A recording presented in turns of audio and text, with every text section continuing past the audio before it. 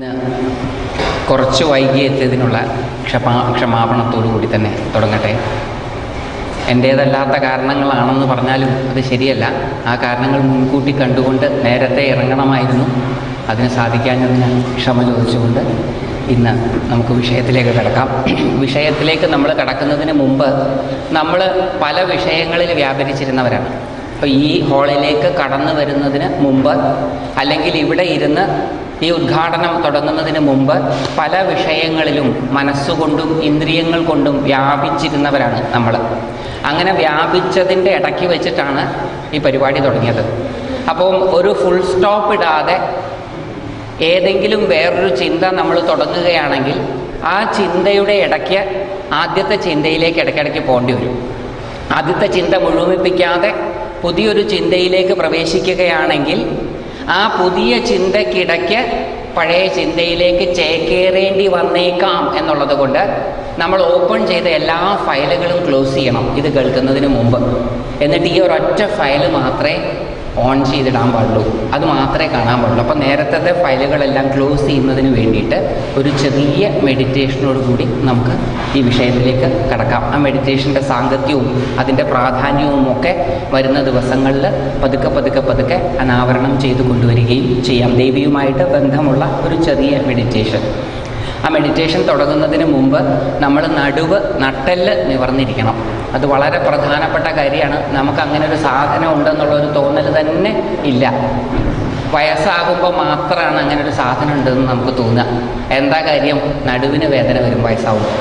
നടുവിന് വേദന വരുമ്പോൾ മാത്രം ഉണ്ട് എന്ന് തോന്നുന്ന ഒരു സാധനം ജന്മനാ നമുക്ക് ഉള്ളതാണ് എന്ന് തിരിച്ചറിയും നടുവ് നിവർന്നിരുന്നാൽ.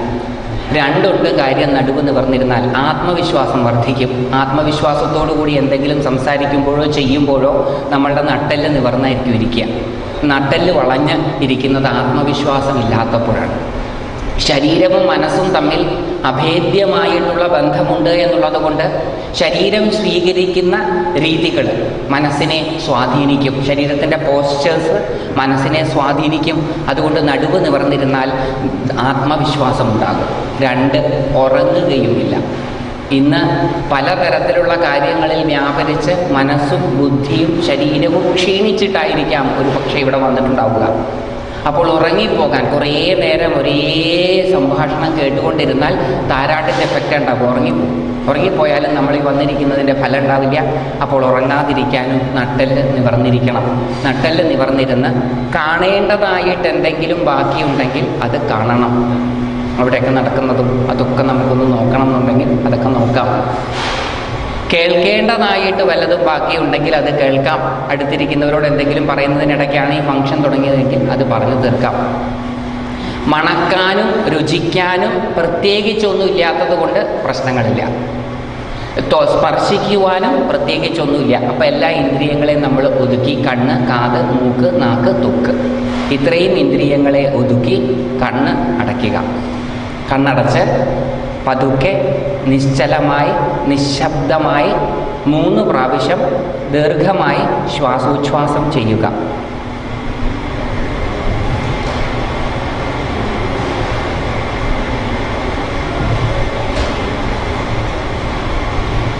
ശ്രദ്ധ ഹൃദയപത്മകർണികാ മധ്യത്തിലേക്ക് കൊണ്ടുവരിക. ഹൃദയപത്മകർണിക എന്ന് പറഞ്ഞാൽ 2 സ്തനങ്ങളുടെയും നടുക്ക് പുറകിലേക്കായിട്ട് നട്ടെല്ലിനകത്താണ്. ആ ഹൃദയപത്മകർണികാ മധ്യത്തിലേക്ക് ശ്രദ്ധ കൊണ്ടുവന്ന് അവിടെ ആ താമരയ്ക്ക് നടുക്ക് ഉജ്ജ്വലിച്ച് നിൽക്കുന്ന ഒരു ചെറിയ ബിന്ദുവായിട്ട് അത്യുജ്വലമായി ജ്വലിച്ചു കൊണ്ടിരിക്കുന്ന ഒരു പ്രകാശത്തെ കാണുക. ആ താമരയ്ക്ക് നടുക്ക് അത്യുജ്വല പ്രഭ ചൊരിഞ്ഞുകൊണ്ട്, അതിൻ്റെ പ്രഭയ്ക്ക് പ്രത്യേകിച്ച് കാരണമൊന്നുമില്ല, അത്യുജ്വല പ്രഭ ചൊരിഞ്ഞുകൊണ്ട് വിരാജിക്കുന്ന പ്രകാശസ്വരൂപിണിയായ മഹാദേവിയെ ബിന്ദുവായിട്ട് കാണുക. ഒരു ചെറിയ ബിന്ദു, ഒരു ചെറിയ പൊട്ടായിട്ട്, ഡോട്ടായിട്ട് കാണുക. നാം ശ്രദ്ധിക്കും തോറും ആ പ്രകാശസ്വരൂപിണി വികസിക്കുന്നതായിട്ട് കാണുക. വിചാരിച്ചാൽ പോരാ, കാണണം, അല്ലെങ്കിൽ കാണാൻ ശ്രമിക്കണം. അതിൻ്റെ വികാസദശയിൽ ആന്തരികാവയവങ്ങളും അന്തരിന്ദ്രിയങ്ങളും ഓരോന്നോരോന്നായി അതിൽ ലയിച്ചു ചേരുന്നതായിട്ടും കാണുക. ഹൃദയം, ശ്വാസകോശങ്ങൾ, കരള്, വൻകുടൽ, ചെറുകുടൽ, വൃക്കകൾ, തൊണ്ട, നാക്ക്, മൂക്ക്, കാത്, കണ്ണ്, തലച്ചോറ്, രക്തം, രക്തധമനികൾ, അസ്ഥി, മാംസം, മജ്ജ ഇവയെല്ലാം അതിൽ ലയിച്ചു ചേർന്ന് തൊലിസഞ്ചിക്കകത്ത് നിറഞ്ഞു നിൽക്കുന്ന പ്രകാശ സ്വരൂപമായിട്ട് അതിനെ കാണുക. നമ്മുടെ തൊലിക്കകത്ത് ആ പ്രകാശം മാത്രമേ ഉള്ളൂ. തൊലിസഞ്ചിക്കകത്ത് നിറഞ്ഞു നിൽക്കുന്ന പ്രകാശ സ്വരൂപമായിട്ട് അതിനെ കാണുക. അത് വീണ്ടും വികസിക്കുമ്പോൾ തൊലിയും അതിൽ ലയിച്ചു ചേർന്ന് നമ്മുടെ ശരീരത്തിൻ്റെ രൂപത്തിൽ, ശരീരാകാരത്തിൽ, നാം ഇരിക്കുന്ന ഇരിപ്പിടത്തിൽ ആ മഹാ തേജസ്വിനിയായ മഹാബിന്ദു വിരാജിച്ചരുളുന്നു. വീണ്ടും അത് വികസിക്കുമ്പോൾ ഇരുപുറങ്ങളിലും, മുമ്പിലും പുറകിലും, താഴെയും മുകളിലും ഉള്ളവരെയും ഉള്ളതിനെയും എല്ലാം സ്വാംശീകരിച്ച്, ഈ ഹാളിലുള്ളവരെയും ഉള്ളതിനെയും സ്വാംശീകരിച്ച്, ക്ഷേത്രാങ്കണത്തിലുള്ളവരെയും ഉള്ളതിനെയും സ്വാംശീകരിച്ച്, ക്ഷേത്രത്തെ സ്വാംശീകരിച്ച്, ക്ഷേത്രമിരിക്കുന്ന നഗരത്തെ സ്വാംശീകരിച്ച്, ഈ നഗരത്തിലുള്ള സകല സ്ഥാവര ജംഗമ വസ്തുക്കളെയും സകല നഗരവാസികളെയും അതിൽ സസ്യലതാദികളെയും പക്ഷിമൃഗാദികളെയും ഒക്കെ ആ പ്രകാശ വലയത്തിനകത്താക്കിക്കൊണ്ട് ആ പ്രകാശം വികസിച്ചരുളുകയാണ്. അതിൻ്റെ വികാസദശയിൽ എവിടെ വെച്ചോ ഞാൻ എൻ്റേത്, എനിക്കുള്ളത്, എനിക്കറിയാവുന്നത്, ഞാൻ അറിഞ്ഞുകൊണ്ടിരിക്കുന്നത്, ഞാൻ അറിയാനിരിക്കുന്നത്, ഞാൻ ഒരിക്കലും അറിയാതെ പോകുന്നത്, ഇവയെല്ലാം അതിൽ ലയിച്ചു ചേർന്ന് ഈ ഭാരതത്തിലുള്ളതെല്ലാം അതിൽ ലയിച്ചു ചേർന്ന് ഭൂമിയിലുള്ള സപ്തസാഗരങ്ങളും വൻകരകളേഴും അതിൽ ലയിച്ചു ചേർന്ന് ഭൂമിയോളമായി ഭൂമിയുടെ ഭ്രമണപഥത്തിൽ സൂര്യനെ ചുറ്റിയും സ്വയം കറങ്ങിയും ആ പ്രകാശം നിലകൊള്ളുന്നു. വീണ്ടും അത് വികസിക്കുമ്പോൾ ചന്ദ്രനും മറ്റു ഉപഗ്രഹങ്ങളും അവയുടെ ഉപഗ്രഹങ്ങളും സൂര്യനും അതിൽ ലയിച്ചു ചേർന്ന് സൗരയൂഥത്തോളമായി അത് പാലാഴിയിൽ വിരാജിക്കുന്നു. വീണ്ടും അത് വികസിക്കുമ്പോൾ പാലാഴിയിലുള്ള മറ്റനേകം നക്ഷത്രജാലങ്ങളെ അതിൽ ലയിപ്പിച്ചു ചേർത്ത് അത് മഹാപ്രപഞ്ചത്തിൽ പാലാഴിയോളമായി വിരാജിക്കുന്നു. വീണ്ടും അത് വികസിക്കുമ്പോൾ അനന്ത വിസ്താരമുള്ള മഹാപ്രപഞ്ചത്തിലെ അനേകം കോടി ലക്ഷനക്ഷത്രങ്ങളെയും എല്ലാത്തിനും ഇരിപ്പിടമായിരിക്കുന്ന മഹാശൂന്യതയെയും അത് ലയിപ്പിച്ചു ചേർത്ത് അതുമാത്രമായി മറ്റൊന്നില്ലാതെ വിരാജിക്കുന്നു. ഏകയായ ആ മഹാ തേജസ്വരൂപിണി ചുരുങ്ങുകയാണ്, സങ്കോചിക്കാൻ പോവുകയാണ്. അതിൻ്റെ സങ്കോചദശയിൽ അതിൽ ലയിച്ചു ചേർന്നതെല്ലാം, അതിൽ അലിഞ്ഞു ചേർന്നതെല്ലാം അതിൽ നിന്ന് പുറത്തേക്ക് പുറന്തള്ളും. അതാണ് സൃഷ്ടി എന്ന് പറയുന്നത്. ആ ഏകമായിരിക്കുന്ന മഹാപ്രകാശ സ്വരൂപം ചെറുതാകുമ്പോൾ ആ ചെറുതാവലിൽ അനന്തവിസ്താരമുള്ള മഹാപ്രപഞ്ചത്തിലെ അനേകം കോടി ലക്ഷ നക്ഷത്രങ്ങളും എല്ലാത്തിനും ഇരിപ്പിടമായിരിക്കുന്ന മഹാശൂന്യതയും പുറത്തേക്ക് സൃഷ്ടിച്ചുകൊണ്ട് അത് പാലാഴിയോളമായി വിരാജിക്കുന്നു. വീണ്ടും അത് സങ്കോചിക്കുമ്പോൾ പാലാഴിയിലെ അനേകം സഹസ്രം നക്ഷത്രജാലങ്ങൾ അവയുടെ ഗ്രഹോപഗ്രഹങ്ങളോടുകൂടി പുനഃസൃഷ്ടിക്കപ്പെട്ട് ആ മഹാ തേജസ്വിനിയായ മഹാദേവി സൗരയൂഥത്തോളമായി പാലാഴിയിൽ വിരാജിക്കുന്നു. വീണ്ടും ആ മഹാ തേജസ്വിനിയുടെ സങ്കോചത്തിൽ സൂര്യനും മറ്റ് ഗ്രഹങ്ങളും അവയുടെ ഉപഗ്രഹങ്ങളും ചന്ദ്രനും പുനഃസൃഷ്ടിക്കപ്പെട്ട് ആ ബിന്ദുസ്വരൂപിണി ഭൂമിയോളമായി ഭൂമിയുടെ ഭ്രമണപഥത്തിൽ സൂര്യനെ ചുറ്റിയും സ്വയം കറങ്ങിയും നിലകൊള്ളുന്നു. വീണ്ടും അത് സങ്കോചിക്കുമ്പോൾ സപ്തസാഗരങ്ങളേഴും വൻകരകളേഴും അതിൽ നിന്ന് ഉരുത്തിരിഞ്ഞ് പുറത്തേക്ക് വരികയും അത് ചെറുതായിക്കൊണ്ടിരിക്കുകയും ചെയ്യുന്നു. അതിൻ്റെ ചെറുതാവലിൽ എവിടെ വെച്ചോ ഞാൻ എൻ്റേത്, എനിക്കുള്ളത്, എനിക്കറിയാവുന്നത്, ഞാൻ അറിഞ്ഞുകൊണ്ടിരിക്കുന്നത്, ഞാൻ അറിയാനിരിക്കുന്നത്, ഞാൻ അറിയാതെ പോയത്, എനിക്കൊരിക്കലും അറിയാൻ കഴിയാതെ വരുന്നത്, ഇതെല്ലാം അതിൽ നിന്ന് ഉരുത്തിരിഞ്ഞ് പുറത്തേക്ക് വന്ന് ആ മഹാബിന്ദു സ്വരൂപിണിയായ ദേവി ചെറുതാവുകയാണ്. അതിൻ്റെ സങ്കോചദശയിൽ ഈ നഗരം, അതിലെ നഗരവാസികൾ, സകല സ്ഥാവര ജംഗമ വസ്തുക്കൾ, സസ്യലതാദികൾ, പക്ഷിമൃഗാദികൾ എല്ലാം അതിൽ നിന്ന് ഉരുത്തിരിഞ്ഞ് പുറത്തേക്ക് വന്ന് ഈ ക്ഷേത്രത്തിലുള്ള എല്ലാവരും എല്ലാ വസ്തുക്കളും, ക്ഷേത്രാങ്കണം അതിലുള്ള എല്ലാവരും എല്ലാ വസ്തുക്കളും, ഈ ഹാള് അതിലുള്ള എല്ലാവരും എല്ലാ വസ്തുക്കളും, അങ്ങനെ എല്ലാത്തിനെയും പുനഃസൃഷ്ടിച്ചുകൊണ്ട് ആ ദേവി സങ്കോചിക്കുകയാണ്. ആ സങ്കോചദശയിൽ ഇരുപുറങ്ങളിലും മുമ്പിലും പുറകിലും മുകളിലും താഴെയും ഉള്ളവരും ഉള്ളതും പുനഃസൃഷ്ടിക്കപ്പെട്ട് നമ്മുടെ ശരീരത്തിൻ്റെ രൂപത്തിൽ നാം ഇരിക്കുന്ന ഇരിപ്പിടത്തിൽ ആ മഹാദേവി വിരാജിച്ചരുളുന്നു. വീണ്ടും അത് സങ്കോചിക്കുമ്പോൾ തൊലിസഞ്ചിക്കകത്ത് നിറഞ്ഞു നിൽക്കുന്ന പ്രകാശജാലമായി അത് വർത്തിക്കുന്നു. വീണ്ടും അതിൻ്റെ സങ്കോചദശയിൽ തലച്ചോറ്, കണ്ണ്, മൂക്ക്, നാക്ക്, കാത്, തൊണ്ട, വൃക്കകൾ, വൻകുടൽ, ചെറുകുടൽ, കരള്, ശ്വാസകോശങ്ങൾ, ഹൃദയം ഇവയെല്ലാം പുനഃസൃഷ്ടിക്കപ്പെട്ട് അത് നമ്മുടെ ഹൃദയപത്മ കർണിക മധ്യ കേന്ദ്രീകൃതമായി ചുരുങ്ങുന്നു. നമ്മളുടെ ഹൃദയത്താമരയിലേക്ക് ചെറുതായി ചെറുതായി ചെറുതായി ചെറുതായി ചെറുതായി ഇനി ചെറുതാകാൻ പറ്റാത്ത അത്ര ചെറുതായി അതി തേജസ്വിനിയായി നമ്മെ മുന്നോട്ട് നയിക്കുന്നതിന് വേണ്ടി ഉത്സുകയായി ആരാധ്യയായിരിക്കുന്ന ആ മഹാദേവിയുടെ തൃപാദ പത്മങ്ങളിൽ മനസ്സുകൊണ്ടും വാക്കുകൊണ്ടും ശരീരം കൊണ്ടും നമസ്കരിച്ച് ആ ദേവിയുടെ അനുഗ്രഹാതിരേകത്തിൽ നിറഞ്ഞ് ആ നിറവിൽ സന്തോഷിച്ച് പതുക്കെ ദീർഘമായി നിശ്ചലമായി നിശബ്ദമായി 3 പ്രാവശ്യം ശ്വാസോച്ഛ്വാസം ചെയ്ത് കണ്ണു തുറക്കുക.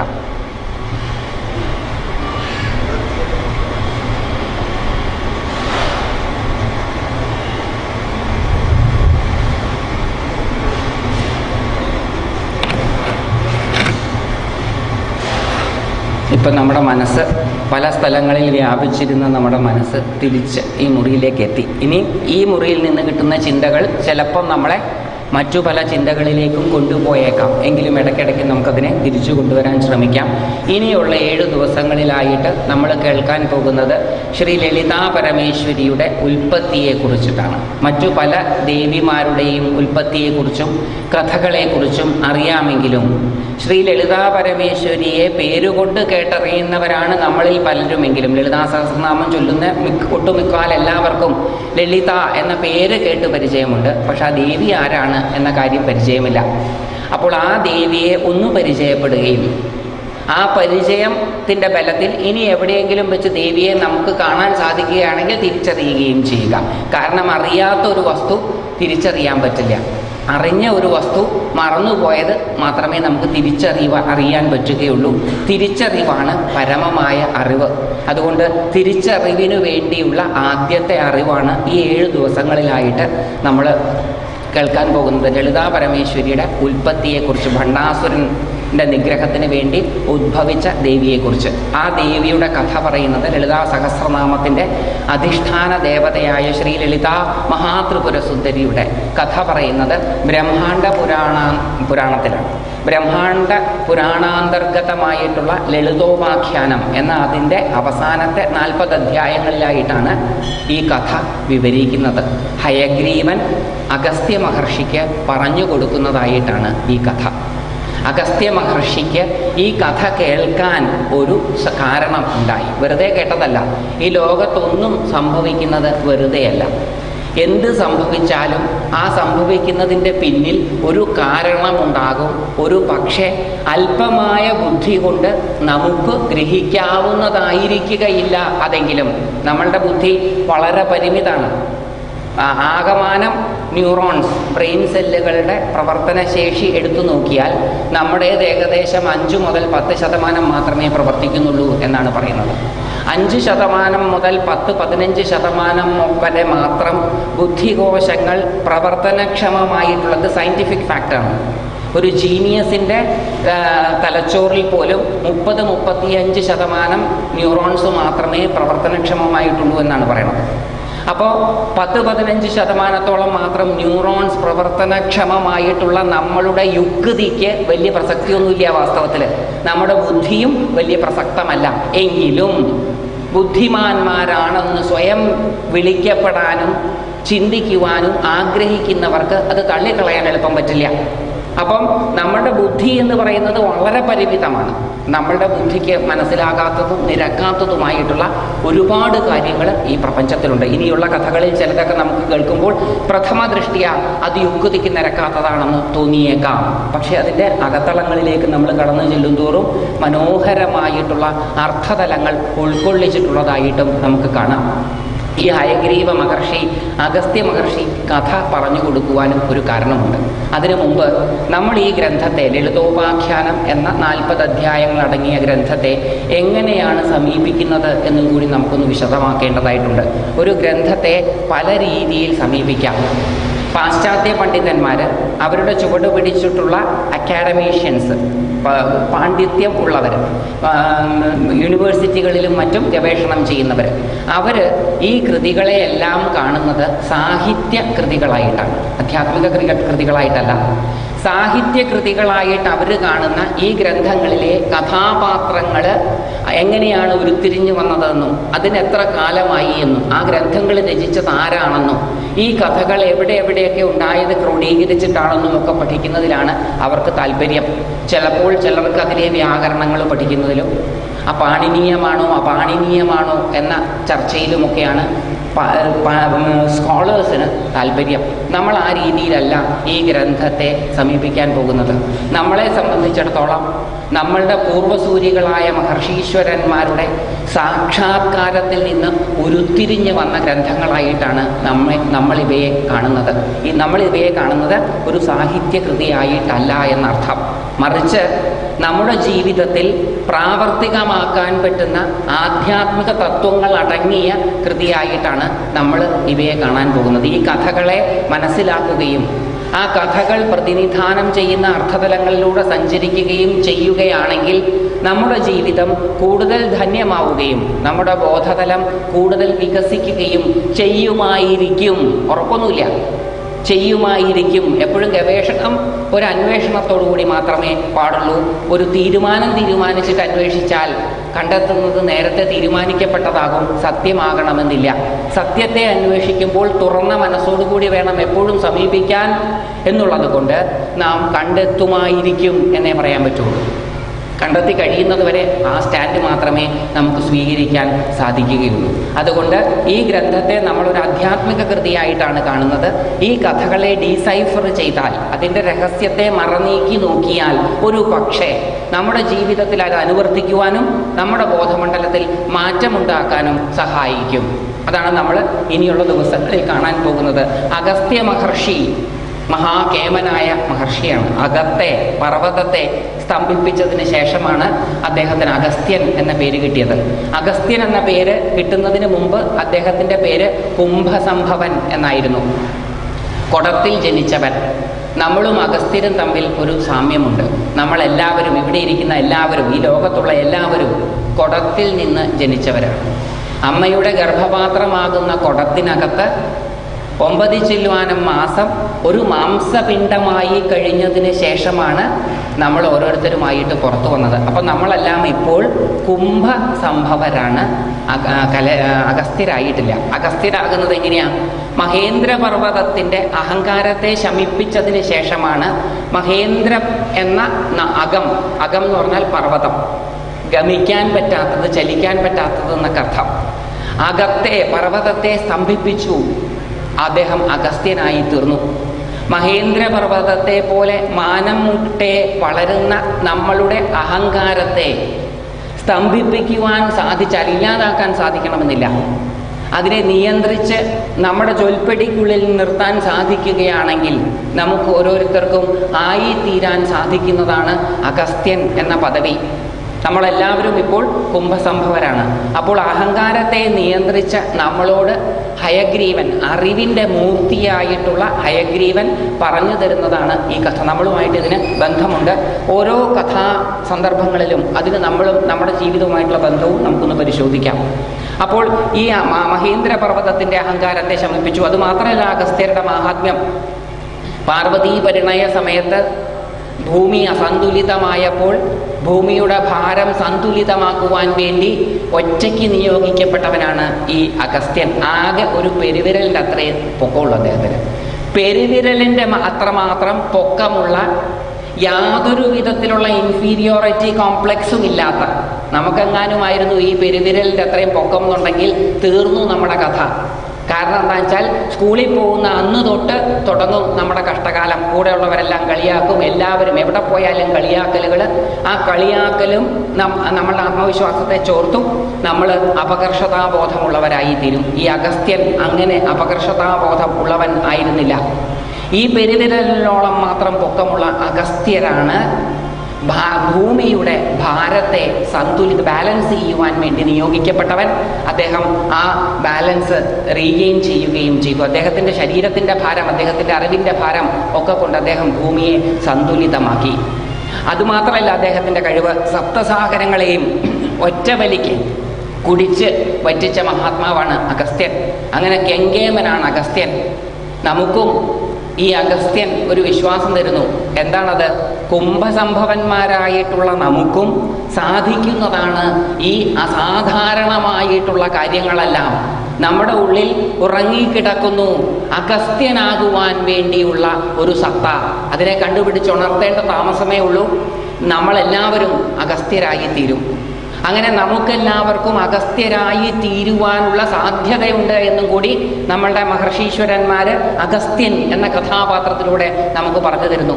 ഈ അഗസ്ത്യൻ പർവ്വതത്തിൻ്റെ അഹങ്കാരത്തെയൊക്കെ ശമിപ്പിച്ചു. ദേവകാര്യങ്ങളെല്ലാം ചെയ്തതിന് ശേഷം പ്രത്യേകിച്ച് പണിയൊന്നുമില്ല അദ്ദേഹത്തിന്. പ്രത്യേകിച്ച് പണിയൊന്നുമില്ലാത്തതുകൊണ്ട് അദ്ദേഹം ഇങ്ങനെ നടക്കാൻ തുടങ്ങി. കാണുന്നിടത്തൊക്കെ പോവും, കാണുന്ന ക്ഷേത്രങ്ങളിലെല്ലാം പോകും. പാരഗതനായിട്ടുള്ള സച്ചിദാനന്ദ സ്വരൂപത്തെ അനുഭവിച്ചറിഞ്ഞിട്ടുള്ള അഗസ്ത്യര് തീർത്ഥാടനവും ക്ഷേത്രദർശനവും നടത്തിയെന്നാണ് ലളിതാ ഉപാഖ്യാനത്തിൻ്റെ ആദ്യ ഭാഗങ്ങളിൽ പറയുന്നത്. അതായത് ഈ ലളിതോപാഖ്യാനം മുഴുവൻ നമുക്ക് ശ്ലോകം ബൈ ശ്ലോകം എടുക്കാൻ സമയമില്ലാത്തത് കൊണ്ട് അതിൻ്റെ കുറച്ച് ഭാഗം ഞാൻ ചുരുക്കിയാണ് ഇപ്പോൾ പറയുന്നത്. പ്രധാനപ്പെട്ട ഭാഗം വിസ്തരിച്ചും പറയും. ഈ അഗസ്ത്യർക്ക് ഒന്നും പ്രത്യേകിച്ച് ചെയ്യാനില്ലാതിരുന്നത് കൊണ്ട് സച്ചിദാനന്ദത്തെ സാക്ഷാത്കരിച്ച അഗസ്ത്യര് തീർത്ഥാടനത്തിനും ക്ഷേത്രാടനത്തിനും പോയി എന്നാണ്. അപ്പം ഇന്ന് ഈശ്വര സാക്ഷാത്കാരം കിട്ടണമെന്നൊന്നുമില്ല.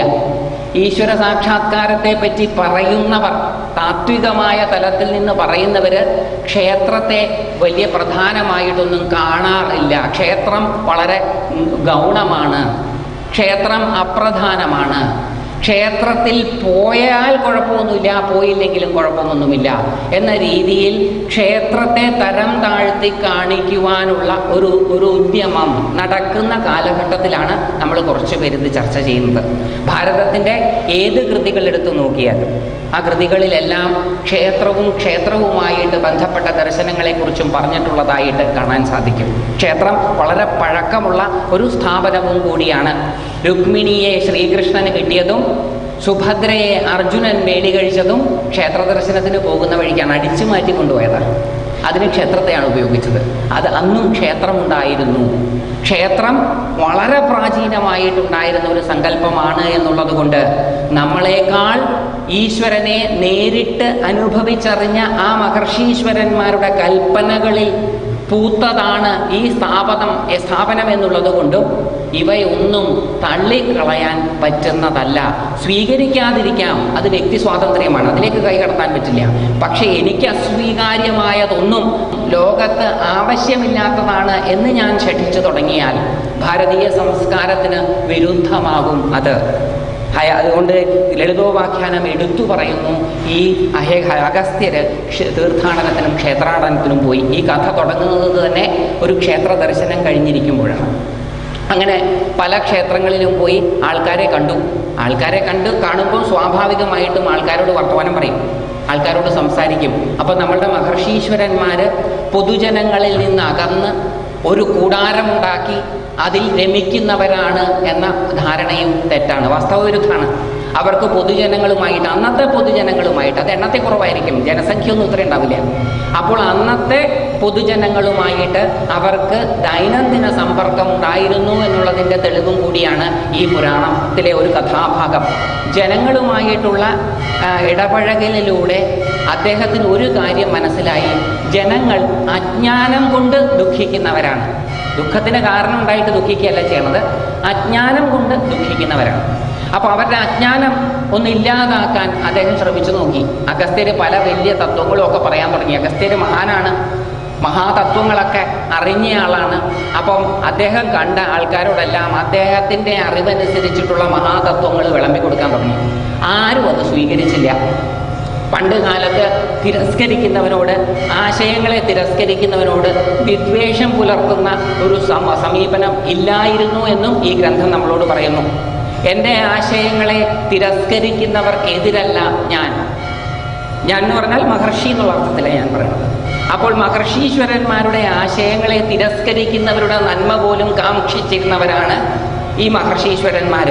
അപ്പോൾ ഇവരെല്ലാം വളരെ ഭാവനാത്മകമായിട്ടുള്ള ഒരു ലോകത്തിൽ ജീവിക്കുന്നവരാണ് എന്ന് വരുത്തി തീർക്കാൻ ശ്രമിച്ച് ഇവരെ നമ്മുടെ ജീവിതത്തിൽ നിന്ന് അകറ്റുമ്പം നമുക്ക് നഷ്ടപ്പെടുന്നത് ഒരു വലിയ അറിവിൻ്റെ മേഖലയാണെന്ന് കൂടി തിരിച്ചറിയണം. ജനങ്ങളുമായിട്ട് അടുത്തിടപഴകിയ അഗസ്ത്യർക്ക് അവരുടെ അജ്ഞാനത്തിൻ്റെ ആധിക്യം മനസ്സിലായി. അത് തിരുത്തുവാനും അവരെ ജ്ഞാനത്തിലേക്ക് കൊണ്ടുവരുവാനും അദ്ദേഹം ഒരുപാട് ശ്രമിച്ചു. അഭിപ്രായങ്ങൾ തിരസ്കരിക്കപ്പെട്ടു. അതുകൊണ്ടാണല്ലോ ആരും കേട്ടില്ല, ആർക്കും മനസ്സിലായും കാണില്ല ചിലപ്പോൾ. പക്ഷെ തൻ്റെ ആശയങ്ങളെ ജനങ്ങൾ തിരസ്കരിച്ചു എന്നുള്ളത് കൊണ്ട് നിരാശനാകാതെ അവരെ ഉദ്ബോധിപ്പിക്കുവാൻ വഴികൾ തേടി നടന്നു അദ്ദേഹം. അങ്ങനെ കാഞ്ചീപുരത്ത് എത്തുകയാണ് അഗസ്ത്യര്. കാഞ്ചീപുരത്ത് ഏകാമ്രം എന്ന ശിവക്ഷേത്രത്തിൽ ഏകാമ്രേശ്വരൻ എന്ന ശിവനെ ദർശനം നടത്തി ആ ശിവന് പൂജ ചെയ്ത് അദ്ദേഹം വിശ്രമിക്കുകയാണ് കാഞ്ചീപുരത്തിൽ. ആ സമയത്താണ് ഈ കഥയുടെ ഭാഗം തുടങ്ങുന്നത്. ഏകാമ്രേശ്വരൻ, പാർവതീദേവി പണ്ട് ഈ ഒരൊറ്റ മാവുണ്ട് ആ അമ്പലത്തിലെ ഏകാമ്രേശ്വര ക്ഷേത്രത്തിൽ ഇപ്പോഴും ഒരു മാവുണ്ട്, മാവാണ് ആമ്രം. ആ മാവിൻ്റെ ചുവട്ടിലിരുന്നിട്ടാണ് പാർവതി തപസ് ചെയ്തത്. പാർവതീദേവി തമാശയ്ക്ക് ശിവന്റെ കണ്ണുകുത്തി.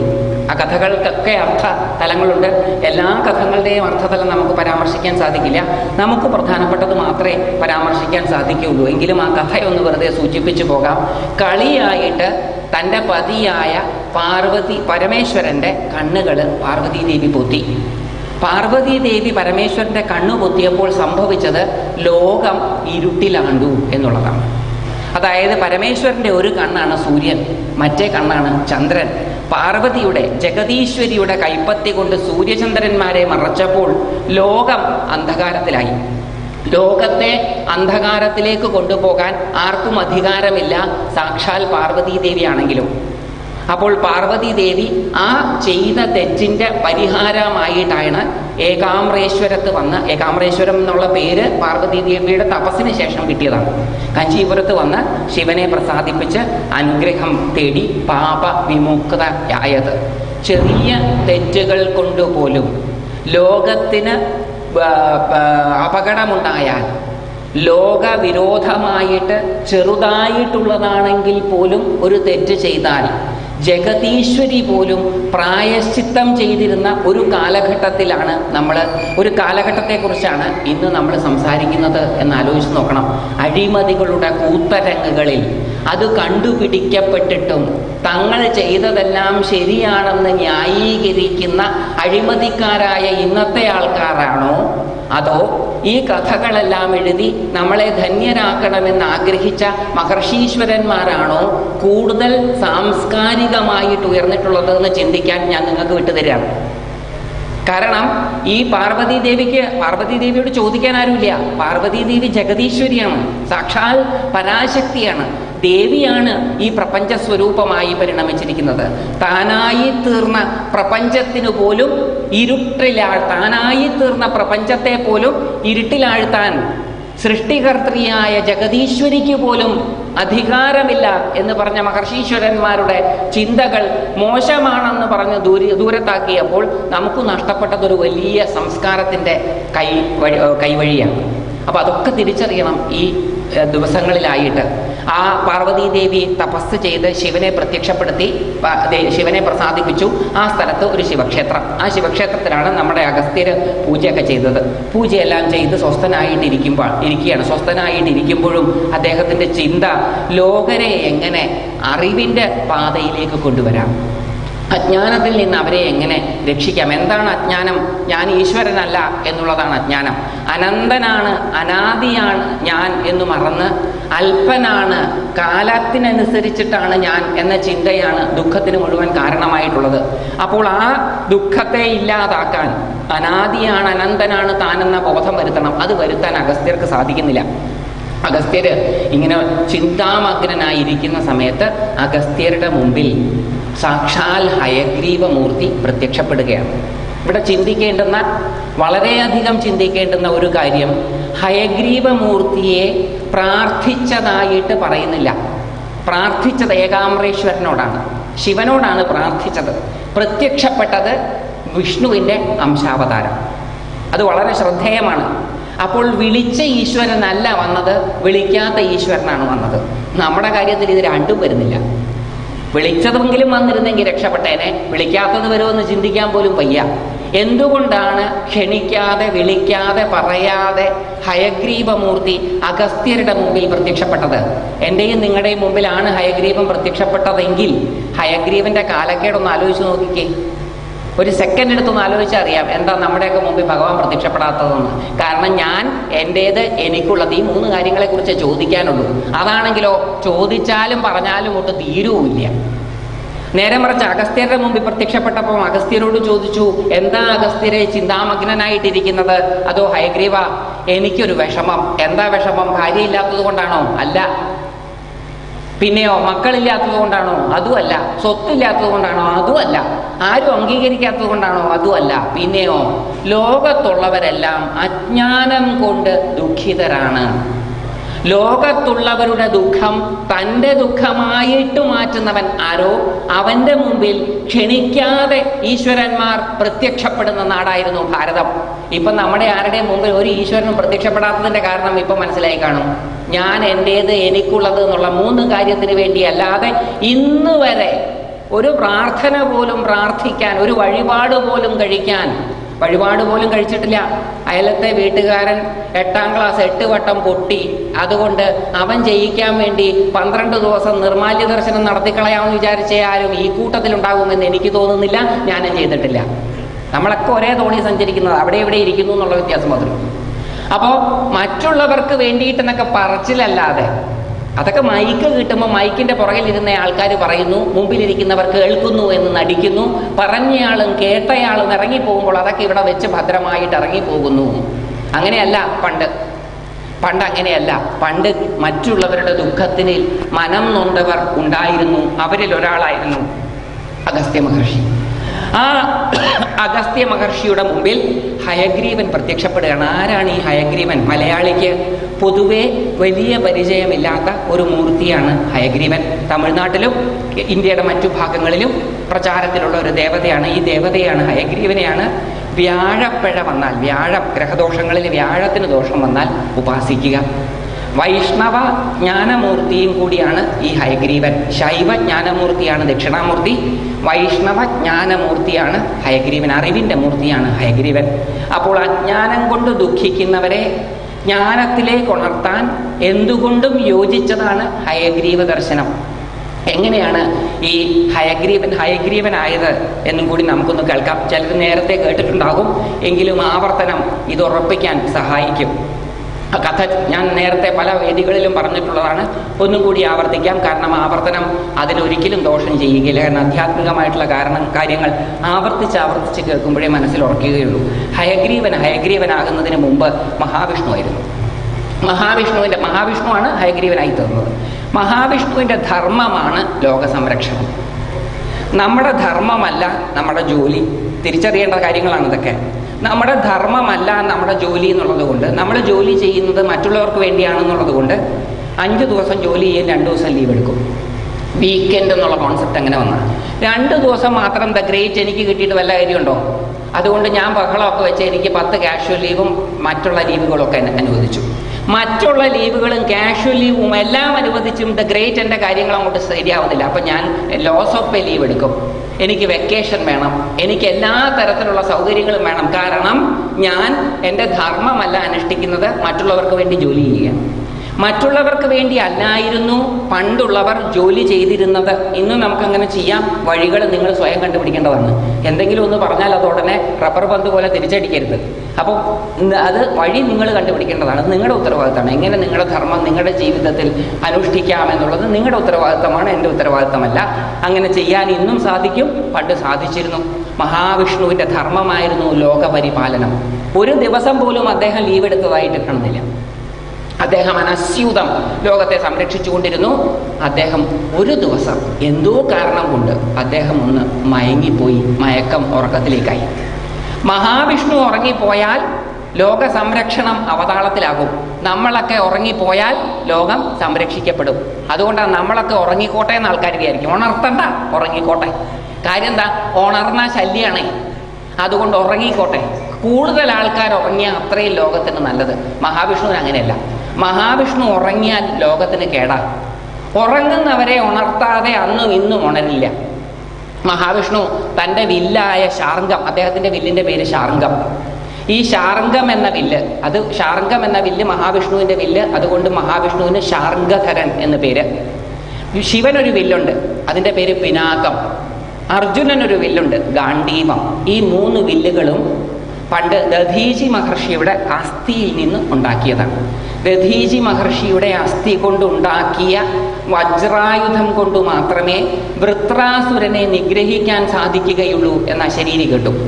അശരീരി കേട്ടപ്പം ദധീചി മഹർഷി ജീവിച്ചിരിക്കുന്ന മഹർഷിയാണെന്നും കൂടി ഓർക്കണം. മരിച്ചയാളൊന്നുമല്ല, ഫോസിലൊന്നും എടുത്തിട്ടല്ല, ജീവിച്ചിരിക്കുന്നയാളുടെ നട്ടല്ലുകൊണ്ടുണ്ടാക്കണം. ആ ജീവിച്ചിരിക്കുന്ന ആളുടെ അടുത്ത് ഇന്ദ്രൻ റിക്വസ്റ്റുമായിട്ട് പോവുക.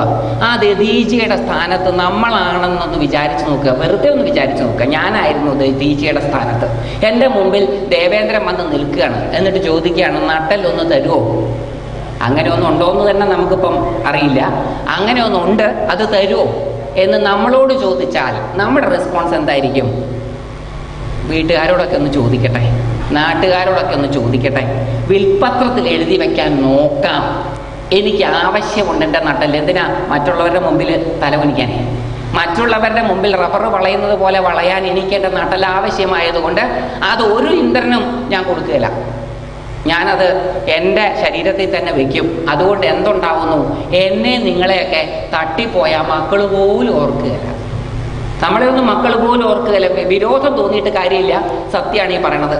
പണ്ട് 16 പല ആചരിച്ചിരുന്നവരെല്ലാം ഇപ്പൊ 10 പലയാക്കി.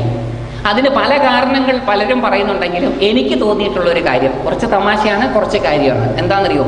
ഈ 16 ദിവസം മരിച്ചുപോയ അച്ഛനമ്മമാരെ ഓർക്കാനൊന്നുമില്ലേ? അപ്പൊ പിന്നെ 10 ദിവസം കൊണ്ട് അങ്ങ് തീർന്നല്ലോ. 3 ദിവസം കൊണ്ടോ 4 ദിവസം കൊണ്ടോ തീർക്കാം എന്ന് സംസ്കൃത ശ്ലോകത്തിന്റെ പിൻബലമില്ലാത്ത ഒരൊറ്റ കാരണം കൊണ്ട് മാത്രമാണ് ഇവിടുത്തെ ആസ്തിക്യന്മാർ അവരുടെ അച്ഛനമ്മമാരുടെ മരണാനന്തര ക്രിയകൾ 10 ദിവസമെങ്കിലുമായിട്ട് ചെയ്യുന്നതെന്നാണ് എൻ്റെ ധാരണ. അത് 3 ദിവസം അല്ലെങ്കിൽ 4 ദിവസം ആക്കാനുള്ള ശ്ലോകം ഞാൻ കണ്ടുപിടിച്ചു കൊണ്ടുവന്ന് അത് ഇന്ന ഗ്രന്ഥത്തിലേതാണെന്ന് പറഞ്ഞാൽ നാളെ അത് 4 ദിവസമായി തീരും. ഇപ്പോഴും അത് ഏകദേശം 1 ദിവസം 4 ദിവസമൊക്കെ അങ്ങനെ ഈ 10 ദിവസം ബലിയിടണം. ആരും ഇടാറില്ല, വളരെ ബിസിയല്ലേ മക്കളൊക്കെ. അപ്പൊ എന്ത് ചെയ്യും? 10ാമത്തെ ദിവസം 10 ദിവസത്തെ ബലിയും കൂടെ ഒരുമിച്ചിടും. 30 ദിവസത്തെ ബ്രേക്ക്ഫാസ്റ്റ് 30ാമത്തെ ദിവസം ഒരുമിച്ച് തന്നാൽ എങ്ങനെ ഇരിക്കും? ഇത് 1-ാം തീയതിയിലത്തെ പുട്ട്, ഇത് 2-ാം തീയതിയിലത്തെ ഇഡ്ഡലി, ഇത് 3-ാം തീയതിയിലത്തെ ദോശ, ഇത് 4-ാം തീയതിയിലത്തെ ഉപ്പുമാവ്, ഇത് 5-ാം തീയതിയിലത്തെ അപ്പം, അങ്ങനത്തെ പറഞ്ഞു തരികയാണ്. 30ാമത്തെ ദിവസത്തെ ആകുമ്പോഴത്തേക്ക് എന്ത് സംഭവിക്കും? ഒരു അസ്വസ്ഥത ഉണ്ടാവും. ഈ അസ്വസ്ഥത പിതൃക്കൾക്കുണ്ട്. 10 ദിവസം കൊണ്ട്, ഒറ്റ ദിവസം കൊണ്ട് 10 ദിവസത്തെ ബലിയിടുമ്പം പിതൃക്കൾ അസ്വസ്ഥരാണ്. അപ്പോൾ അവരസ്വസ്ഥരാകാൻ കാരണം എന്താ? കയ്യിലിരിപ്പ. എന്താ കയ്യിലിരിപ്പ്? ഓർക്കത്തക്കതായിട്ട്, അനുകരിക്കത്തക്കതായിട്ട്, തങ്ങളുടെ മക്കളുടെ ജീവിതത്തിൽ ഒന്നും ചെയ്യാതെ മരിച്ചവരെ ഓർക്കാൻ അവരുടെ മക്കൾ പോലും ആഗ്രഹിക്കുകയില്ല. നേരെ മറിച്ച് ദധീചിക്ക് മക്കളുണ്ടായിരുന്നില്ല. ദധീചി മഹർഷിയുടെ കഥ ഇന്നും അഭിമാനപുരസരം നമ്മൾ പറയുന്നു, കേൾക്കുന്നു. തൻ്റെ ശരീരത്തെയും തൻ്റെ ജീവിതത്തെയും മറ്റുള്ളവരുടെ ലോകത്തിൻ്റെ നന്മയ്ക്ക് വേണ്ടി സ്വയം ബലി കഴിക്കാൻ സന്നദ്ധനായവൻ മാത്രമേ ഓർക്കപ്പെടുകയുള്ളൂ. അല്ലാത്തവരെല്ലാം മറവിയുടെ അഗാധ കയത്തിൽ ഇന്നല്ലെങ്കിൽ നാളെ പോയി തീരും എന്നുള്ളത് സംശയലേശമില്ലാത്ത കാര്യമാണ്. ഈ കഥ അതൊക്കെയാണ് നമ്മളെ ഉദ്ബോധിപ്പിക്കുന്നത്. ആ ദധീചി മഹർഷി സന്തോഷത്തോടുകൂടി തൻ്റെ ശരീരം ത്യജിച്ചു. ആ ശരീരത്തിലെ അദ്ദേഹത്തിൻ്റെ അസ്ഥികളിൽ നിന്ന് 108 ആയുധങ്ങൾ ഉണ്ടാക്കുകയും അതിലെ ചില ആയുധങ്ങളാണ് ശാർങ്കം, പിനാകം, ഗാണ്ഡീവം, വജ്രം തുടങ്ങിയവ. അവയൊക്കെ ഓരോരുത്തർക്കായിട്ട് കൊടുക്കുകയും ചെയ്തു. അതൊക്കെ ലോക നന്മയ്ക്ക് വേണ്ടി ഉപകാരപ്രദവും ആയി തീർന്നു. അങ്ങനെ ശാർങ്കം എന്ന ധനുസിൽ തലവെച്ച് അദ്ദേഹം ഒന്ന് മയങ്ങിപ്പോയി. മയങ്ങിപ്പോയപ്പോൾ ഉറങ്ങിയവരെ ഉണർത്താതെ ഉണരില്ല. പ്രജാപതി ഇടപെട്ടു. പ്രജാപതിയായ ബ്രഹ്മാവ് തൻ്റെ പ്രജകളിൽ ഓരോരുത്തരോട് ചെന്ന് ചോദിച്ചു, ഒന്ന് ഉണർത്തുവോ? എല്ലാവരും പറഞ്ഞു പറ്റില്ല. സുപ്പീരിയറായിട്ടുള്ള ഉദ്യോഗസ്ഥൻ്റെ റിക്വസ്റ്റ് ഓർഡറാണെന്ന് ഓർക്കണം. ഇവിടെ ഇരിക്കുന്ന പലരും പല തലത്തിലുള്ള ഉദ്യോഗസ്ഥരുമായിരിക്കും. അപ്പോൾ സുപ്പീരിയർ ഓഫീസർ നടത്തുന്ന റിക്വസ്റ്റ് ഓർഡറാണ്. ആ ഓർഡർ അനുസരിച്ചില്ലെങ്കിൽ ഡിസിപ്ലിനറി ആക്ഷൻ ഉറപ്പാണ് ജനാധിപത്യ കാലത്ത്. പ്രജാപതിയുടെ സബോർഡിനേറ്റ്സ് ആയിരുന്നു എല്ലാ തസ്തികകളിലും ഉണ്ടായിരുന്നവർ. ആ എല്ലാ തസ്തികകളിൽ ഉണ്ടായിരുന്നവരോടും പ്രജാപതി ചെന്ന് റിക്വസ്റ്റ് ചെയ്തു, ഒന്ന് ഉണർത്തുവോ എന്ന്. ഉണർത്തുന്നത്, ഉറങ്ങിക്കിടക്കുന്നവനെ ഉണർത്തുന്നത് ബ്രഹ്മഹത്യാപാപത്തിന് തുല്യമാണെന്ന് അറിയാമായിരുന്ന ആ ഉദ്യോഗസ്ഥന്മാരാരും ഇന്ദ്രാദികൾ ആരും ഉണർത്താൻ തയ്യാറായില്ല. അവർക്കെതിരെ ഒരു ഡിസിപ്ലിനറി ആക്ഷൻ എടുത്തതായിട്ടോ അവർക്കൊരു പണിഷ്മെന്റ് ട്രാൻസ്ഫർ കൊടുത്തതായിട്ടോ അവർക്കൊരു സസ്പെൻഷൻ കൊടുത്തതായിട്ടോ പുരാണങ്ങളിൽ ഇല്ല. അപ്പോൾ ഏത് കാലമായിരുന്നിരിക്കണം ഏറ്റവും കൂടുതൽ ജനാധിപത്യപരമായിട്ടുള്ള കാലം ആലോചിക്കേണ്ടതാണ്. ബൂർഷ്വാ സങ്കല്പങ്ങളാണവ. അവയ്ക്കൊന്നും ഇന്നത്തെ കാലഘട്ടത്തിൽ യാതൊരു പ്രസക്തിയുമില്ല. ഇന്നത്തെ ജീവിതവുമായിട്ട് ഒരു ബന്ധമില്ലാത്ത കുറേ കെട്ടുകഥകൾ പറഞ്ഞിരിക്കുകയാണ് എന്നൊക്കെ നമ്മളെ വിശ്വസിപ്പിച്ച് നമ്മുടെ പൂർവികന്മാർ നമ്മുടെ നന്മയ്ക്ക് വേണ്ടി തന്ന കഥകളെ മുഴുവൻ തോട്ടിലേക്ക് വലിച്ചെറിയാൻ പ്രേരിപ്പിച്ചവർ സാംസ്കാരിക പുരോഗമന വിരുദ്ധരാണ് എന്ന് തിരിച്ചറിയേണ്ട കാലം അതിക്രമിച്ചിരിക്കുന്നു. തൻ്റെ സബോർഡിനേറ്റ്സിനോട് നടത്തിയ റിക്വസ്റ്റ് തിരസ്കരിച്ചപ്പോൾ അവരെ ഒന്നും ശിക്ഷിച്ചതായിട്ട് പുരാണങ്ങളിൽ എവിടെയും പറയുന്നില്ല. ഉണർത്താതെ ആരും ഉണരില്ല. നമ്മളും അങ്ങനെ തന്നെയാണ്. ഉണർത്താതെ ഉണരില്ല. ഉറങ്ങിക്കിടന്നാൽ അങ്ങ് ഉറങ്ങും. അപ്പം നമ്മളെ ഉണർത്തിയാലും ബ്രഹ്മഹത്യാ പാപം കിട്ടുമെന്ന് കണ്ടുപിടിച്ച ആരോ ഉറങ്ങിക്കിടക്കുന്ന ഉണരാത്ത നമ്മളെ ഉണർത്താൻ കണ്ടുപിടിച്ചതായിരിക്കണം അലാറം ക്ലോക്ക്. അതിന് ബ്രഹ്മഹത്യാ പാപമൊന്നും കിട്ടില്ലല്ലോ. അപ്പം അത് ചെലച്ചാൽ മാത്രമേ നമ്മൾ ഉണരൂ. അത് ചെലച്ചാൽ എങ്ങനെയാ രാവിലെ ആസ്തിക ഹിന്ദു ഉണരുന്നത്? ഉണർത്തുന്നവൻ്റെ ഉച്ചിയിലടിച്ച് പ്രാഗിയാണ് ഉണരുന്നത്. ദിവസം തുടങ്ങുന്നത് തന്നെ പ്രാക്കോടുകൂടിയാണ്. പിന്നെ എങ്ങനെയാ നേരെയാവുക? ഉണർത്താതൊട്ട് ഉണരുവോ? അതും ഇല്ല. ഉണർത്തിയ ബ്രഹ്മഹത്യ പാപം കിട്ടും. അപ്പോൾ ഉണർത്തുന്നവൻ്റെ ഉച്ചിയിലടിച്ച് പ്രാഗി എഴുന്നേൽക്കുന്ന സംസ്കാരം അഭാരതീയം. ഓരോരുത്തരോടും ചെന്ന് ചോദിച്ചു, ഉണർത്തുവോ? എല്ലാവരും പറഞ്ഞു പറ്റില്ല. അപ്പോഴാണ് അതിലേ പോകുന്നത് ചെതലുകളോട് ബ്രഹ്മാവി എന്ന് ചോദിച്ചു, ചെതലുകളെ മഹാവിഷ്ണുവിനെ ഒന്ന് ഉണർത്തുവോ? ചെതലുകളോട് ചോദിച്ചു ബ്രഹ്മാവ്. നമ്മൾ ചോദിക്കുമോ? നമ്മളെക്കാൾ ഇൻഫീരിയർ ആയിട്ടുള്ള ആൾക്കാരോട് എന്തെങ്കിലും ഒരു കാര്യം കുലമഹിമയുടെ പേരിൽ, ജാതിയുടെ പേരിൽ, ആഭിജാത്യത്തിൻ്റെ പേരിൽ, പൊസിഷൻ്റെ പേരിൽ ഞെളിഞ്ഞു നടക്കുന്ന നമ്മൾ ലോകോപകാരാർത്ഥമായി, എൻ്റെ ഭാഷയും എൻ്റെ വാക്കുകളെയും നിങ്ങൾ ദയവായി സഹിക്കുകയും ക്ഷമിക്കുകയും വേണമെന്ന് കൂടി ഞാൻ അഭ്യർത്ഥിക്കുന്നു. അതിന് നല്ല മൂർച്ച ഉണ്ടാകുമെന്നാണ് എൻ്റെ വിചാരം. അങ്ങനെ ആയിരിക്കണം എന്നും കൂടിയാണ് എൻ്റെ ആഗ്രഹം. എൻ്റെ വാക്കുകൾ നിങ്ങളെ തുളഞ്ഞു കയറണമെന്നും, നിങ്ങൾ ഈ പറയുന്ന കാറ്റഗറിയിൽ ഏതെങ്കിലും പെട്ടയാളാണെങ്കിൽ നിങ്ങൾക്ക് വിഷമമുണ്ടാകണമെന്നും ആ വിഷമം നിങ്ങളെ മാറ്റണമെന്നും ഉദ്ദേശിച്ച് തന്നെയാണ് പറയുന്നത് എന്നുള്ളതും, അല്ലാതെ അറിയാതെ പറഞ്ഞു പോകുന്നതല്ല, അറിഞ്ഞുകൊണ്ട് തന്നെ പറയുന്നതാണ്. വാക്കുകളുടെ മൂർച്ച അങ്ങനെ തന്നെയാണ് പറയുന്നത്. അപ്പോൾ ഈ ഇപ്പോൾ ചെതലുകളോടൊന്ന് ഒരു ഫോർത്ത് ഗ്രേഡ് ഉദ്യോഗസ്ഥരോട് ഞാൻ ചോദിക്കുക, ഗ്രേറ്റായി ഞാൻ ആരാന്നാ വിചാരിച്ചേ? എൻ്റെ പൊസിഷൻ എന്താണെന്നാ വിചാരിച്ചേ? എൻ്റെ കുടുംബ മഹിമ എന്താണെന്നാ വിചാരിച്ചേ? എൻ്റെ ജാതി എന്താണെന്നാ വിചാരിച്ചേ എന്നൊക്കെ ചോദിക്കും. നമുക്കൊരു മാതൃകയാണ് പ്രജാപതി. ലോകോപകാരാർത്ഥം നിസ്സാരമായ ചെതലിനോട് പോലും ചോദിക്കുവാനും അഭ്യർത്ഥിക്കുവാനും, ഓർഡർ ചെയ്യല്ല അവിടെ ചെയ്തത്, അഭ്യർത്ഥിക്കുവാനും സന്നദ്ധത കാണിച്ച അദ്ദേഹം തന്നെയാണ് പ്രജാപതി. അദ്ദേഹം ചെന്ന് ചെതലുകളോട് ചോദിക്കുകയാണ്, ഈ ചെതലും നമ്മളും തമ്മിലൊരു ബന്ധമുണ്ട്. രണ്ടു കൂട്ടരും ഒരേപോലെയാണ്. ശ്രദ്ധിച്ചില്ലെങ്കിൽ ഇരിക്കുന്നിടം മുടിക്കും. രണ്ടു കൂട്ടരും, ഞാനും നിങ്ങളും. അതുകൊണ്ടാണ് നമ്മളെ ഒരു ജോലി ഏൽപ്പിച്ചാൽ അതിനൊരു സൂപ്പർവൈസർ ഉണ്ടാവും. അയാൾക്കൊരു സൂപ്പർവൈസർ ഉണ്ടാവും. കാരണം എന്താണെന്ന് വെച്ചാൽ എല്ലാം ചെതലുകളാണേ. ശ്രദ്ധിച്ചില്ലെങ്കിൽ ഇരിക്കുന്നിടം മുടിക്കും. നമ്മളും ചെതലും ബ്രഹ്മാണ്ഡ പുരാണത്തിലെ ഒരു നിസ്സാരമായ കഥാപാത്രമായിട്ട് പോലും നമ്മുടെ ജീവിതത്തിന് ബന്ധമുണ്ട് എന്ന് തിരിച്ചറിയുമ്പോൾ 18 മഹാപുരാണങ്ങളിലും 18 ഉപപുരാണങ്ങളിലും പറഞ്ഞ കഥകളുമായിട്ട് നമ്മുടെ ജീവിതം എത്ര കണ്ട് ബന്ധപ്പെട്ടിരിക്കണം. നമ്മുടെ ജീവിതത്തിലുള്ള ഏത് സംഭവവും ഈ പുരാണ ഇതിഹാസങ്ങളിൽ ഉണ്ടാകും.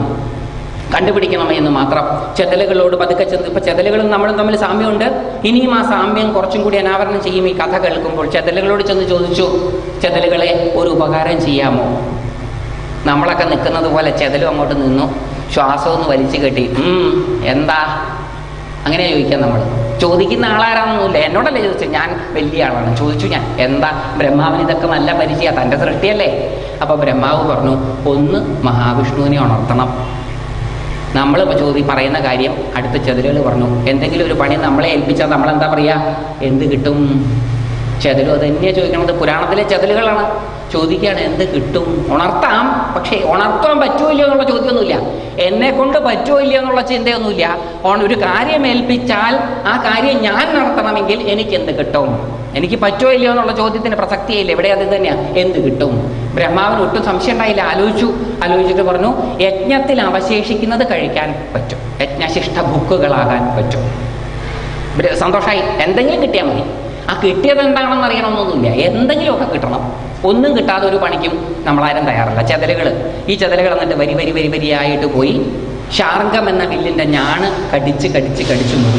കടിച്ചു മുറിച്ചപ്പോൾ ഞാണ് നിവർന്നു. വലിയൊരു ശബ്ദത്തോടുകൂടി ഞാണ് നിവർന്നപ്പോൾ എന്ത് സംഭവിച്ചു? മഹാവിഷ്ണുവിൻ്റെ തല തെറിച്ചുപോയി. തല തെറിച്ചു പോയാൽ ബ്രഹ്മാവിന് ഒരു പ്രശ്നവും ഇല്ല. മാസ്റ്റർ ഹെഡ് ട്രാൻസ്പ്ലാന്ററാണ് മൂപ്പർ. ലോകത്തെ ആദ്യത്തെ ഹെഡ് ട്രാൻസ്പ്ലാന്റേഷൻ നടത്തിയത് ബ്രഹ്മാവാണ്.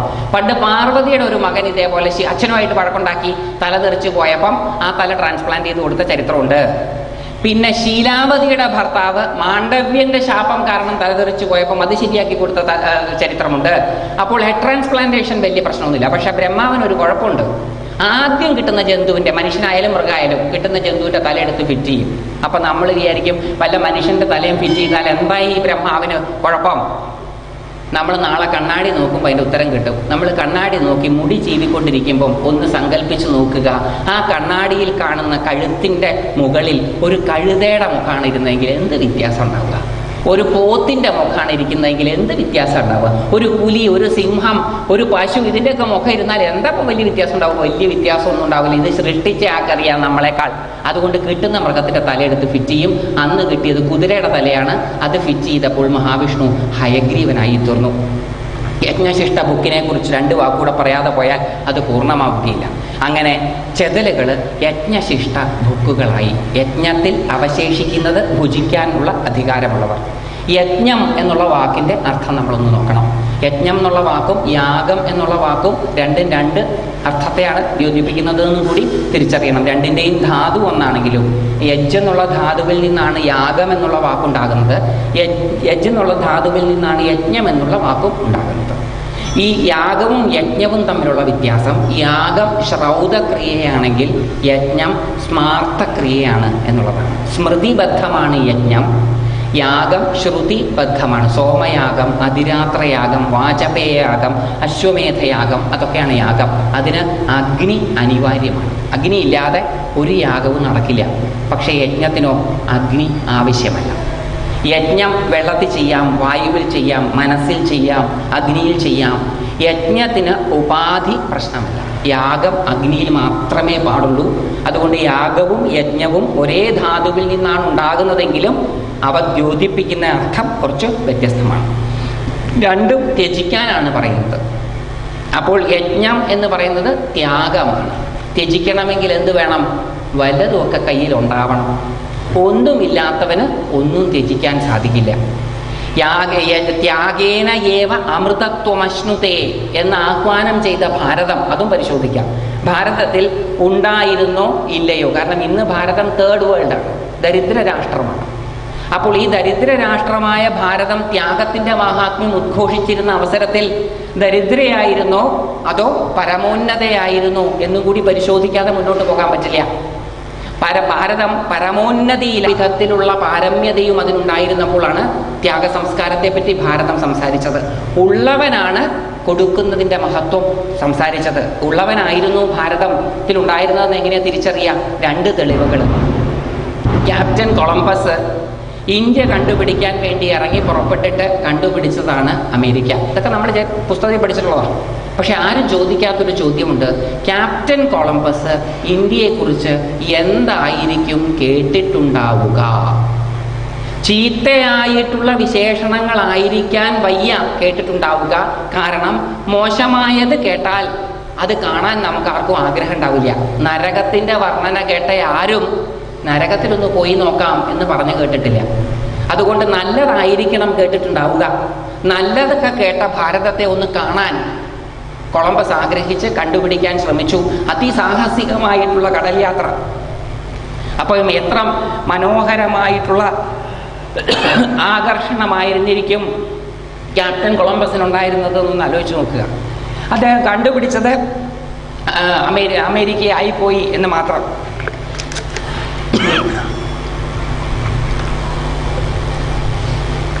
എന്തായിരിക്കാം ഒരു രാഷ്ട്രത്തിൻ്റെ ശ്രേഷ്ഠത? സമ്പത്തും വിജ്ഞാനവും. സാമ്പത്തികമായിട്ട് ഭാരതം വളരെ ഉയർന്ന നിലയിലായിരുന്നു എന്ന് ചരിത്രം വായിച്ചാൽ മനസ്സിലാകും. വിദേശ ശക്തികൾ ഇന്ത്യ ഭരിച്ചിരുന്ന സമയത്ത് ഇന്ത്യയിൽ നിന്ന് കപ്പൽ കണക്കിന് രത്നങ്ങളും സ്വർണ്ണ നാണയങ്ങളും കൊള്ളയടിച്ചു. ഇതൊക്കെ ചരിത്ര വസ്തുതകളാണ്, ഞാനൊന്നും വളച്ചൊടിക്കുന്നില്ല. പുസ്തകം വായിച്ചാൽ മനസ്സിലാവും. വൈജ്ഞാനികമായിട്ട് ഭാരതം ഉയർന്നായിരുന്നു എന്നുള്ളതിന് എന്താ തെളിവ്? അലക്സാണ്ടർ ചക്രവർത്തി സൗത്ത് ഏഷ്യ ആക്രമിക്കാൻ പുറപ്പെടുന്ന സമയം, സൗത്ത് ഏഷ്യ എന്ന് പറയുന്നത് അന്നത്തെ ഭാരതം വളരെ വിസ്തൃതമായിരുന്നു, ഇന്ന് കാണുന്നതല്ല. അഫ്ഗാനിസ്ഥാൻ്റെ അങ്ങേത്തലം വരെ ഭാരതമായിരുന്നു. അദ്ദേഹം ഡയോജനിയസ് എന്ന തൻ്റെ ഗുരുനാഥനോട് ചെന്ന് ചോദിക്കുകയാണ്, ഭാരതത്തിൽ നിന്ന്, അതായത് സൗത്ത് ഏഷ്യയിൽ നിന്ന് ഞാൻ അങ്ങേക്ക് എന്താണ് കൊണ്ടുതരേണ്ടത്? വിജ്ഞാനമുത്തുകൾ എനിക്ക് ശേഖരിച്ച് കൊണ്ടുതരണം എന്നാണ് ഡയോജനിയസ് പറഞ്ഞത്. അപ്പോൾ വൈജ്ഞാനികമായിട്ടും സാമ്പത്തികമായിട്ടും ഏറ്റവും ഉയർന്ന നിലയിലുണ്ടായിരുന്ന ഭാരതത്തിലെ മഹർഷിമാർ ആഹ്വാനം ചെയ്തു, ത്യാഗേന ഏവ അമൃതത്വമശ്നുതേ. അങ്ങനെയാണ് ത്യാഗത്തിന് പ്രാധാന്യം വന്നത്. എല്ലാം ത്യജിച്ചു കഴിഞ്ഞാൽ അവശേഷിക്കുന്നത് എന്തായിരിക്കും? അത് ത്യജിക്കാൻ പറ്റാത്തതായിരിക്കും. ഞാൻ എൻ്റേത്, എനിക്കുള്ളത്, ഇത് മുഴുവൻ ത്യജിച്ചു കഴിഞ്ഞാൽ അല്പനായ എന്നാൽ ത്യജിക്കപ്പെടാൻ പറ്റാത്തതായിട്ടുള്ളത് അനൽപമായിട്ടുള്ള ബ്രഹ്മം എന്ന സത്യമാണ്. അല്പനായ എനിക്ക് അത്യാജ്യമാണ് അനൽപമായിട്ടുള്ള ബ്രഹ്മം. അപ്പം യജ്ഞത്തിൽ അവശേഷിക്കുന്നത് എന്താണ്? ബ്രഹ്മം. അതിനെ ഭുജിച്ചു കൊള്ളാൻ, അത് അനുഭവിച്ചു കൊള്ളാൻ ചെതലുകളോട് പറയുകയാണ്. ഇരിക്കുന്നിടം ശ്രദ്ധിച്ചില്ലെങ്കിൽ മുടിക്കുന്ന, എന്തെങ്കിലും ഒന്ന് ചെയ്യാൻ പറഞ്ഞാൽ എന്ത് കിട്ടുമെന്ന് ചോദിക്കുന്ന ചെതലുകളായ നമ്മൾക്ക് അവകാശപ്പെട്ടതാണ് യജ്ഞശിഷ്ട ഭുക്ക്. യജ്ഞത്തിൽ അവശേഷിക്കുന്നത് കഴിക്കാനുള്ള യോഗ്യത, ബ്രഹ്മാനുഭവത്തിനുള്ള യോഗ്യത. അതിനെന്ത് ചെയ്യണം?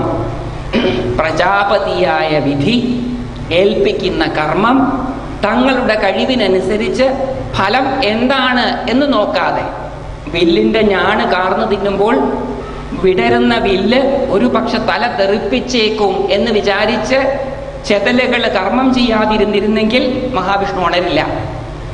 അപ്പോൾ കർമ്മഫലം ഉണർത്തുന്ന ഭീതി അകർമ്മണ്യതയ്ക്ക് കാരണമായിട്ടില്ല. ഗീതയിലും ഇതേ കഥയ്ക്ക് തുല്യമായിട്ടുള്ളൊരു ശ്ലോകം നമുക്ക് കേൾക്കാൻ സാധിക്കും.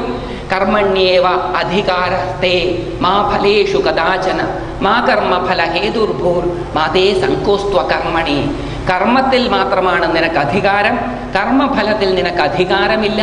കർമ്മഫലത്തിൽ അധികാരമില്ല എന്ന് വിചാരിച്ച് കർമ്മം ചെയ്യാതെ ഇരിക്കുകയും അരുത്. ഇതിൻ്റെ അർത്ഥം കർമ്മഫലത്തെ ആഗ്രഹിക്കരുത് എന്നല്ല. അധികാരം എന്നുള്ള വാക്കിന് ആഗ്രഹം എന്നർത്ഥമില്ല. അധികാരം എന്ന വാക്കിന് ആധിപത്യം എന്നാണ് അർത്ഥം സംസ്കൃത ഡിക്ഷണറികളിൽ. അപ്പോൾ കർമ്മത്തിലാണ് നിനക്ക് അധികാരം, കർമ്മഫലത്തിൽ അധികാരമില്ല എന്ന് പറഞ്ഞാൽ നിന്റെ ആധിപത്യം, നിനക്ക് ചെയ്യാൻ പറ്റുന്നത് നിന്റെ കർമ്മമാണ്. കർമ്മഫലം മറ്റു പല ഘടകങ്ങളുടെയും ചേരുവയിൽ ഉരുത്തിരിഞ്ഞു വരുന്നതാണ്. അതിൽ നിനക്ക് അധികാരമില്ല. പക്ഷെ കർമ്മഫലത്തിൻ്റെ ആധിപത്യം നിനക്കില്ല എന്ന് ധരിച്ച് നീ കർമ്മം ചെയ്യാതെ ഇരുന്നാൽ നിനക്കൊരിക്കലും മേൽഗതി ഉണ്ടാവുകയില്ല. അതുകൊണ്ട് കർമ്മം ചെയ്യുക, ഫലം എന്തായാലും. ഇവിടെ ചെതലുകൾ അതാ ചെയ്തത്. വിധിയായ പ്രജാപതി എന്തേൽപ്പിച്ചുവോ അത് ഭംഗിയായിട്ട് തങ്ങളുടെ കഴിവിനനുസരിച്ച് ഫലാപേക്ഷ കൂടാതെ, ഫലം ആഗ്രഹിക്കാതെ എന്ന് പറഞ്ഞിട്ടില്ല, ഫലാപേക്ഷ കൂടാതെ ചെയ്തു. അവർ യജ്ഞശിഷ്ടഭുക്കുകളായി. ഈ ചെതലുകളായ നമുക്ക് യജ്ഞശിഷ്ടഭുക്കാകാൻ എന്തു ചെയ്യാൻ സാധിക്കും? ലളിതോപാഖ്യാനം പറഞ്ഞു തരികയാണ്. വിധിയായ പ്രജാപതി നമ്മളെ ഏൽപ്പിക്കുന്ന ഉത്തരവാദിത്തങ്ങൾ എന്താണോ അത് നമ്മളുടെ കഴിവിനനുസരിച്ച് ഭംഗിയായി ഫലാപേക്ഷ കൂടാതെ ചെയ്താൽ ആ ചെയ്യുന്നത് കൊണ്ട് മോക്ഷം കിട്ടും, ഉറപ്പാണ്. മന്ത്രം ജപിക്കേണ്ട, പൂജ ചെയ്യേണ്ട, ആധ്യാത്മിക കസർത്തുകൾ ഒന്നും കാണിക്കേണ്ട ആവശ്യമില്ല. തന്നെ വിധി ഏൽപ്പിച്ച ഉത്തരവാദിത്തം ഭംഗിയായിട്ട് നിർവഹിക്കുന്നവൻ നിരീശ്വരവാദിയാണെങ്കിലും, കാരണം ചെതൽ ഈശ്വര വിശ്വാസിയാണെന്ന് പറഞ്ഞിട്ടില്ല, നിരീശ്വരവാദിയാണെങ്കിലും മോക്ഷം കിട്ടും. മോക്ഷം ഈശ്വര വിശ്വാസികൾക്ക് മാത്രം റിസർവ് ചെയ്തതല്ല. മോക്ഷം സാർവലൗകികമാണ്. ഈശ്വരൻ നിശ്ചയിച്ചതുപോലെ ജീവിക്കുന്ന ആർക്കും, ഈശ്വരെ വിശ്വസിക്കുന്നവർക്കും വിശ്വസിക്കാത്തവർക്കും ഇതിൻ്റെ ഫലം കിട്ടും എന്ന് ഈ ചെതലിൻ്റെ കഥ നമ്മളെ ഓർമ്മിപ്പിക്കുന്നു. ഈ കഥ ജീവിതത്തിൽ പകർത്താൻ തുടങ്ങിയാൽ ഇവിടെ വെച്ച് നമുക്ക് നിർത്താം. പക്ഷെ നമ്മൾ നിർത്തില്ലല്ലോ. ഒരു കഥ കേട്ടതുകൊണ്ടൊന്നും നമുക്ക് വലിയ കാര്യമില്ല. അങ്ങനെ വലിയ കാര്യം ഉണ്ടായിരുന്നെങ്കിൽ നമ്മളൊക്കെ എന്നേ നന്നായി പോയതിനെ. എത്രയോ കഥ കേട്ടാൽ ഇപ്പോൾ ഇവിടെ നിൽക്കണേ. നന്നായിട്ടില്ല എന്ന് ചുരുക്കം നമുക്കെങ്കിലും അറിയാം. ബാക്കിയുള്ളവരുടെ മുമ്പിൽ നമ്മൾ എന്ത് കാണിച്ചാലും നമുക്കറിയാം കുറച്ചൊക്കെ നമ്മളെ. അതുകൊണ്ട് ഒരു കഥ കേട്ടതുകൊണ്ട് കാര്യമില്ല. നമുക്ക് തുടർന്ന് മറ്റു കഥകളിലേക്ക് കയറാം. ഈ ഹയഗ്രീവനാണ് അഗസ്ത്യരുടെ മുമ്പിൽ പ്രത്യക്ഷപ്പെടുന്നത്. പ്രത്യക്ഷപ്പെട്ട് കഴിഞ്ഞപ്പം സ്തുതിച്ചു ഹയഗ്രീവനെ. എന്നിട്ട് ഇത് പറഞ്ഞു. അപ്പം ഹയഗ്രീവൻ ചോദിച്ചു, എന്താ ദുഃഖിച്ചിരിക്കണത്? എന്താ ഇപ്പം ഞാൻ ചെയ്യുക ഈ ദുഃഖത്തിൽ നിന്ന് മനുഷ്യരെ ഉണർത്താൻ? ഹയഗ്രീവൻ മറുപടി പറയുകയാണ്, അതിനൊറ്റ വഴിയേ ഉള്ളൂ. പരാശക്തിയായ പരമേശ്വരിയുടെ പാദപത്മങ്ങളെ അർച്ചിക്കുക എന്നതല്ലാതെ വേറെ ഒരു വഴിയും ഇല്ല. ഹയഗ്രീവൻ അഗസ്ത്യന് പറഞ്ഞതിന് തുല്യമായിട്ട് സുരഥ സമാധിമാർക്ക് സുമേധസ് മഹർഷി പറഞ്ഞത് നമുക്ക് ദേവീ മഹാത്മ്യത്തിൽ കേൾക്കാം. വീട്ടിൽ നിന്നും രാജ്യത്തിൽ നിന്നും അടിച്ചിറക്കപ്പെട്ട സുരഥ സമാധിമാര് അവരുടെ ദുഃഖം പരസ്പരം പങ്കുവച്ചു. ആ പങ്കുവെച്ചപ്പോൾ അവർക്കൊരു കാര്യം മനസ്സിലായി. തങ്ങളെ വേണ്ടാത്തവരുടെ സൗഖ്യമാണ് തങ്ങൾ ആഗ്രഹിക്കുന്നത്. അതെന്തുകൊണ്ടാണ് ഞങ്ങളെ വേണ്ടാത്തവരെ ഞങ്ങൾക്ക് വേണ്ടത് എന്ന ചോദ്യമാണ് അവർ മഹർഷി സുമേധസിന്റെ മുമ്പിൽ വെച്ചത്. മഹാപ്രസിദ്ധമായിട്ടുള്ള ആ ശ്ലോകം അദ്ദേഹം അവിടെ പറയുന്നതാണ്. ജ്ഞാനിനാമപി ചേതാംസി ദേവീ ഭഗവതീ ഹിസ ബലാദാകൃഷ്യ മോഹായ മഹാമായ പ്രയച്ഛതി. ജ്ഞാനികളാണെന്ന് അഭിമാനിക്കുന്നവരുടെ മനസ്സിനെ പോലും ബലമായിട്ട് ആകർഷിക്കുന്നു ആ മഹാമായ. ആ മഹാമായയുടെ തൃപാദപത്മങ്ങളെ സേവിക്കുകയല്ലാതെ വേറെ ഒരു വഴിയും ഇല്ല. ഇതാണ് ദേവീ മഹാത്മ്യത്തിൽ നമ്മൾ കേട്ടത്. അത് തന്നെയാണ് ഇവിടെയും കേൾക്കുന്നത്. ഒരേ കഥ വ്യത്യസ്ത രീതിയിൽ പറയുന്നു എന്ന് മാത്രം. അപ്പോൾ ഹയഗ്രീവൻ ചോദിക്കുകയാണ്, ആരാണ്? ഹയഗ്രീവനോട് അഗസ്ത്യർ ചോദിക്കുകയാണ് എന്താ ചെയ്യേണ്ടത്. അപ്പോൾ ഒരു ശ്ലോകം അദ്ദേഹം പറയുകയാണ്, വിധിയോട് കൂടിയിട്ടും വിധിയോട് കൂടാതെയും ദേവിയെ അർച്ചിച്ചാൽ ആ അർച്ചന കൊണ്ട് ദേവി സന്തോഷിക്കും. വിധിയോട് കൂടിയിട്ട് ചെയ്താലും ദേവി സന്തോഷിക്കും, വിധിയോട് കൂടാതെ ചെയ്താലും ദേവി സന്തോഷിക്കും.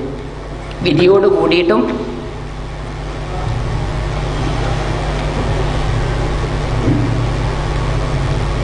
പെട്ടെന്ന് ശ്ലോകം കിട്ടുന്നില്ല.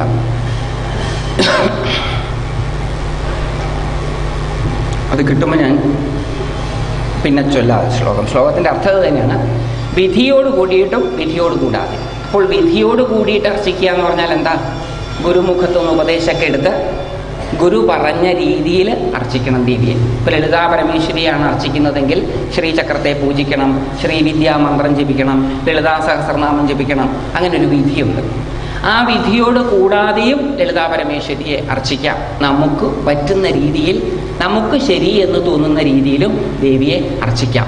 അപ്പം നമുക്ക് ശരിയെന്ന് തോന്നുന്ന രീതിയിൽ ഈ മന്ത്രങ്ങളൊന്നും ഉപയോഗിക്കാൻ അധികാരമില്ല നമുക്ക്. കാരണം മന്ത്രം വിധിപ്രകാരമുള്ള അർച്ചനയുടെ കാറ്റഗറിയിൽപ്പെട്ടതാണ്. വിധിയോട് കൂടിയിട്ടാണ് മന്ത്രം ജപിക്കേണ്ടതും പൂജ ചെയ്യേണ്ടതും. അപ്പോൾ വിധിയോട് കൂടാതെ ഈ മന്ത്രമൊന്നും ജപിക്കേണ്ട ആവശ്യമില്ല, അതിൽ പറഞ്ഞതുപോലെ പൂജിക്കേണ്ട ആവശ്യമില്ല. നമുക്ക് ഇഷ്ടമുള്ള പോലെ നമ്മളും ദേവിയുമായിട്ടുള്ള ബന്ധത്തിൽ ഉരുത്തിരിഞ്ഞു വരുന്നത് പോലെ നമുക്കും ദേവിയെ അർച്ചിക്കാം. ആ അർച്ചനയിൽ നമുക്ക് മോക്ഷം കിട്ടും. ലളിതോപാഖ്യാനത്തിൽ ഹയഗ്രീവര് അഗസ്ത്യർക്ക് പറഞ്ഞു കൊടുക്കുന്നതാണ്. അപ്പം അങ്ങനെ വിധിയോടുകൂടിയും വിധിയോട് കൂടാതെയും അർച്ചിക്കാവുന്ന ആ ദേവി ആരാ എന്നാണ് അടുത്ത ചോദ്യം. അപ്പോൾ പറയുകയാണ്, ആ ദേവി 3 സ്വരൂപത്തോടു കൂടിയവളാണ്. അവളുടെ ആദ്യത്തെ രൂപം മൂലപ്രകൃതിയാണ്. ബ്രഹ്മാവ് തപസ് ചെയ്ത് തൻ്റെ സൃഷ്ടിക്ക് കാരണമായി അറിഞ്ഞതാണ് ആ മൂലപ്രകൃതിയെ. രണ്ടാമത്തെ രൂപം പാലാഴി മന്ഥന സമയത്ത് ധന്വന്തരി മഹർഷിയിൽ നിന്ന് കിട്ടിയ അമൃത് അസുരന്മാർ കട്ടുകൊണ്ടുപോയപ്പോൾ അവരിൽ നിന്ന് തിരിച്ചു കിട്ടാൻ വേണ്ടി മഹാവിഷ്ണു സ്വീകരിച്ച മോഹിനി രൂപമാണ് രണ്ടാമത്തേത്. മൂന്നാമത്തേതാണ് ലളിതാ പരമേശ്വരി. ആ മൂന്നാമത്തേതായിട്ടുള്ള ലളിതാ പരമേശ്വരിയുടെ ആവിർഭാവമാണ് നമ്മൾ സസൂക്ഷ്മമായിട്ട് പരിശോധിക്കാൻ പോകുന്നത്. അപ്പോൾ ആ കഥ തുടങ്ങുന്നത് 5-ാം അധ്യായത്തിലാണ്. 5-ാം അധ്യായത്തിൽ മോഹിനിയുടെ അവതാരം വരെ പറഞ്ഞതിന് ശേഷം, ആ കഥകളൊക്കെ എല്ലാവർക്കും അറിയാവുന്നത് കൊണ്ടാണ് അത് വീണ്ടും പറയാത്തത്. എല്ലാം മോഹിനിയുടെ അവതാരത്തെക്കുറിച്ച് പറഞ്ഞതിന് ശേഷം ഹയഗ്രീവൻ അഗസ്ത്യരോട് പറയുകയാണ്. ഈ ഹയഗ്രീവ ഭഗവാനല്ല. ഹയഗ്രീവ ഭഗവാൻ ദേവിയെ അർച്ചിക്കണമെന്ന് പറഞ്ഞു. ദേവിയെ അർച്ചിക്കണമെന്ന് പറഞ്ഞപ്പം അഗസ്ത്യർ ചോദിച്ചു, ആരാ ദേവി, എങ്ങനെ ഇരിക്കും എന്നൊക്കെ ചോദിച്ചപ്പോൾ തൻ്റെ അംശാവതാരമായിട്ടുള്ള ഹയഗ്രീവ മഹർഷിയെ വിളിച്ചു വരുത്തുകയും ആ ഹയഗ്രീവ മഹർഷിയോട് അഗസ്ത്യരുടെ ചോദ്യങ്ങൾക്ക് ഉത്തരം പറയാൻ ആജ്ഞാപിക്കുകയും ചെയ്തിട്ട് ഹയഗ്രീവ മൂർത്തി അന്തർധാനം ചെയ്യുകയാണ്.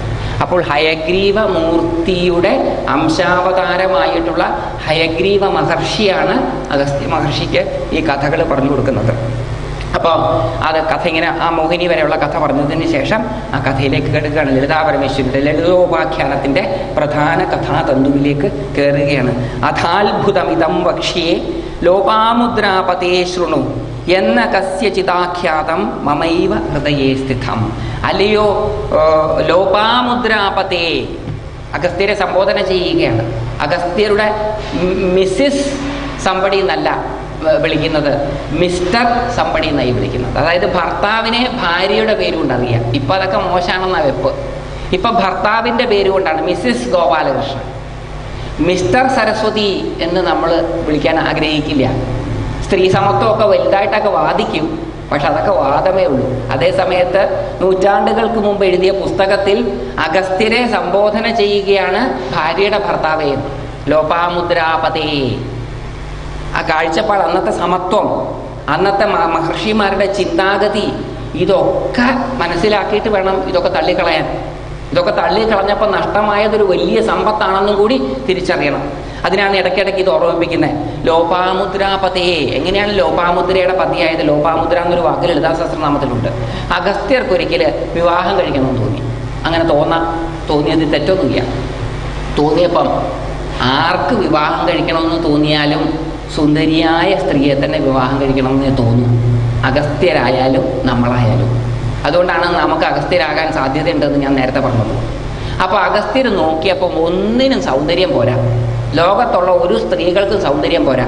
അപ്പോൾ അഗസ്ത്യർ എന്ത് ചെയ്തു? തനിക്ക് വേണ്ടുന്ന ഒരു സ്ത്രീയെ സൃഷ്ടിക്കാൻ തീരുമാനിച്ചു. അതാണ് അഗസ്ത്യരുടെ മഹാത്മ്യം. ഈ ലോകത്ത് തനിക്ക് പോന്നതില്ല എന്ന് തോന്നുകയാണെങ്കിൽ തനിക്ക് പോന്നതുണ്ടാക്കാൻ ശക്തിയുണ്ടായിരുന്ന ധിഷണാശാലികളുമാണ് നാട്. ഇന്ന് തനിക്കു പോന്നത് ഈ ലോകത്തില്ല എന്ന് തോന്നിയാൽ ലോകത്തെ പഴി പറഞ്ഞ് ലോകത്തിനെതിരെ പ്രവർത്തിക്കുന്നവർ ഉള്ള നാട്. നമ്മളും അഗസ്ത്യരും തമ്മിലുള്ള വ്യത്യാസമാണ് ഞാൻ ഈ കാണിച്ചു തരുന്നത്. അഗസ്ത്യർ എന്ത് ചെയ്തു? ലോകത്തുള്ള സുന്ദരമായ വസ്തുക്കളിൽ നിന്ന് ആ സൗന്ദര്യത്തെ ആവാഹിച്ച് ഒരു സ്ത്രീ കന്യകയെ ജനിപ്പിച്ചു, ഒരു പിഞ്ചു ബാലികയെ ജനിപ്പിച്ചു. അതിനെ ഒരു രാജാവിനെ ഏൽപ്പിച്ചു വളർത്താൻ. പ്രായമായാൽ എനിക്ക് കല്യാണം കഴിച്ചു തരണം എന്നുള്ളതാണ് കണ്ടീഷൻ. അങ്ങനെ ആ രാജാവിൻ്റെ കൊട്ടാരത്തിൽ ഒരു അംഗഭംഗവുമില്ലാത്ത, ലോപങ്ങളോട് കൂടാത്ത, മുദ്രകളോട് കൂടിയ, ഒരു അംഗഭംഗവുമില്ലാത്ത, സർവാംഗവും സൗന്ദര്യം വഴിഞ്ഞൊഴുങ്ങുന്നവളായിട്ടുള്ള ലോപാമുദ്ര എന്നാണ് ആ പെൺകുട്ടിയുടെ പേര്. ആ പെൺകുട്ടി വളർന്നു വന്നു. സമയമായപ്പോൾ അഗസ്ത്യർ വിവാഹം കഴിച്ചു. ഭാര്യ അതിസുന്ദരിയാവുമ്പം ഭർത്താക്കന്മാർക്കുണ്ടാകുന്ന കോംപ്ലക്സ് അഗസ്ത്യർക്കും ഉണ്ടായിരുന്നു. അപ്പൊ നമ്മളിൽ നിന്നൊന്നും വ്യത്യസ്തരല്ല ഈ കഥാപാത്രങ്ങൾ. തൻ്റെ ഭാര്യ അതിസുന്ദരിയായതുകൊണ്ട് ഈ അഗസ്ത്യർക്ക് ആരെങ്കിലും ഭാര്യയെ നോക്കിയാൽ വലിയ പ്രശ്നമാണ്. അപ്പൊ എന്ത് ചെയ്തു? ഈ ഭാര്യയെ വെള്ളമാക്കി ജലരൂപത്തിൽ കമണ്ഡലുവിൽ കൊണ്ടു നടന്നു. ആ കമണ്ഡലുവാണ് തട്ടിത്തെറിപ്പിച്ച് കാവേരി നദിയായി തീർന്നത്. എത്ര മനോഹരമായ കഥയാണെന്ന് ആലോചിച്ച് നോക്കൂ. നമുക്കുള്ളതുപോലെ തന്നെയുള്ള അസൂയ, നമ്മുടെയൊക്കെ കാഴ്ചപ്പാടുകൾ, പക്ഷെ ആ കാഴ്ചപ്പാടുകളെല്ലാം ലോകോപകാരാർത്ഥമായി തീർന്നു. നമുക്കും ഇതേ വികാരങ്ങളൊക്കെ ഉണ്ട്. അത് നമ്മുടെ നാശത്തിനാണ് കാരണം. ഇവർക്കും ഈ അഗസ്ത്യർക്കും ഒക്കെ നമുക്കുള്ളതുപോലെ തന്നെയുള്ള വികാരങ്ങളാണുള്ളത്. പക്ഷെ അവയെല്ലാം ലോകോപകാരാർത്ഥമായി തീർന്നു. അപ്പോൾ ഒരു ചെറിയ മാറ്റമാണ് നമ്മളിൽ നിന്ന് അഗസ്ത്യരിലേക്കുള്ളത്. അതെന്താണ്? നമ്മളും അഗസ്ത്യരും കുംഭസംഭവരാണ്, പക്ഷെ നമ്മൾ അഗസ്ത്യരായിട്ടില്ല. അഹങ്കാരമാകുന്ന പർവ്വതത്തെ സ്തംഭിപ്പിച്ചിട്ടില്ല, കൈപ്പിടിയിൽ ഒതുക്കിയിട്ടില്ല. അഹങ്കാരത്തിനനുസരിച്ചിട്ടാണ് നമ്മൾ ചലിക്കുന്നത്. അഗസ്ത്യർ അങ്ങനെയല്ല. അപ്പോൾ ഒരു ചെറിയ വ്യത്യാസം വരുത്തിയാൽ നമ്മളുടെ ഏത് ചെയ്തിയും ലോകോപകാരാർത്ഥമായി തീരും. അങ്ങനെ ലോപാമുദ്രയെ വിവാഹം കഴിച്ച് കാവേരി നദിയുടെ ഉത്ഭവവും ഈ ലോപാമുദ്രയിൽ നിന്നാണ്. അത് വേറൊരു കഥ. ലോപാമുദ്ര പതയായിട്ടുള്ള അല്ലയോ അഗസ്ത്യരെ അഥാത്ഭുതമിതം വക്ഷ്യേ, ഞാൻ ഇനി ഒരു അത്ഭുതകരമായിട്ടുള്ള കഥ പറയാം. ഇതുവരെ കേട്ടതിനേക്കാൾ അത്ഭുതകരമായിട്ടുള്ള കഥ. ആ കഥ ഞാൻ നിനക്ക് പറഞ്ഞു തരാം. പുരാ പണ്ട് ഭണ്ഡാസുരാ നാമ സർവദൈത്യ ശിഖാമണി പൂർവദേവാൻ ബഹുവിധാൻ യസ്രഷ്ടും സ്വേച്ഛയാ പടു. പണ്ട് ഭണ്ഡാസുരൻ എന്ന് പേരായ ഒരു മഹാസുരൻ ഉണ്ടായിരുന്നു. അദ്ദേഹം മഹാനായിരുന്നു, മഹാശക്തിമാനായിരുന്നു. തൻ്റെ സ്വേച്ഛ കൊണ്ട് സൃഷ്ടിക്കുവാൻ ശക്തി ഉള്ളവനായിരുന്നു അദ്ദേഹം. ഭണ്ഡാസുരൻ മഹാശക്തിമാനായിരുന്നു. അദ്ദേഹത്തിൻ്റെ ശക്തിയുടെ പ്രാധാന്യം അദ്ദേഹത്തിന് സൃഷ്ടിക്കാൻ സാധിക്കും. നമുക്കും അതേപോലെ സൃഷ്ടിക്കാൻ സാധിക്കും. നമ്മളുടെ മനോവികാരങ്ങളെല്ലാം നമ്മുടെ സൃഷ്ടികളാണ്. നമ്മളും സൃഷ്ടിക്കാൻ ശക്തിയുള്ളവർ തന്നെയാണ് എന്ന് തിരിച്ചറിയണം. സൃഷ്ടിക്കുക എന്ന് പറഞ്ഞാൽ അന്തരീക്ഷത്തിൽ നിന്ന് ഓരോന്ന് വലിച്ചെടുക്കുക മാത്രമല്ല സൃഷ്ടി. മനസ്സിൽ ഇല്ലാത്തതുണ്ടാക്കി കാണിക്കുന്നത് സൃഷ്ടിയാണ്. നമ്മളുടെ പല ചിന്തകളും അവാസ്തവികമാണ്. അവയൊക്കെ നമ്മുടേത് മാത്രമാണ്. നമ്മൾ ഓരോരുത്തരും സൃഷ്ടികർത്താക്കളാണ്. നമ്മൾ ഓരോരുത്തരും ഭണ്ഡാസുരന്മാരാണ്. ആ ഭണ്ഡാസുരൻ്റെ കഥ വിശദീകരിക്കുന്ന സമയത്ത് നമ്മളും ഭണ്ഡാസുരനുമായിട്ടുള്ള ബന്ധം ഞാൻ കുറച്ചും കൂടി വിശദമായിട്ട് പറയാം.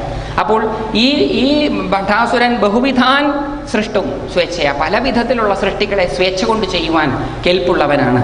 വിശുക്രം നാമ ദൈതേയ വർഗ സംരക്ഷണക്ഷമം ശുക്രതുല്യം വിചാരജ്ഞം ദക്ഷാംസേന സസർജസ.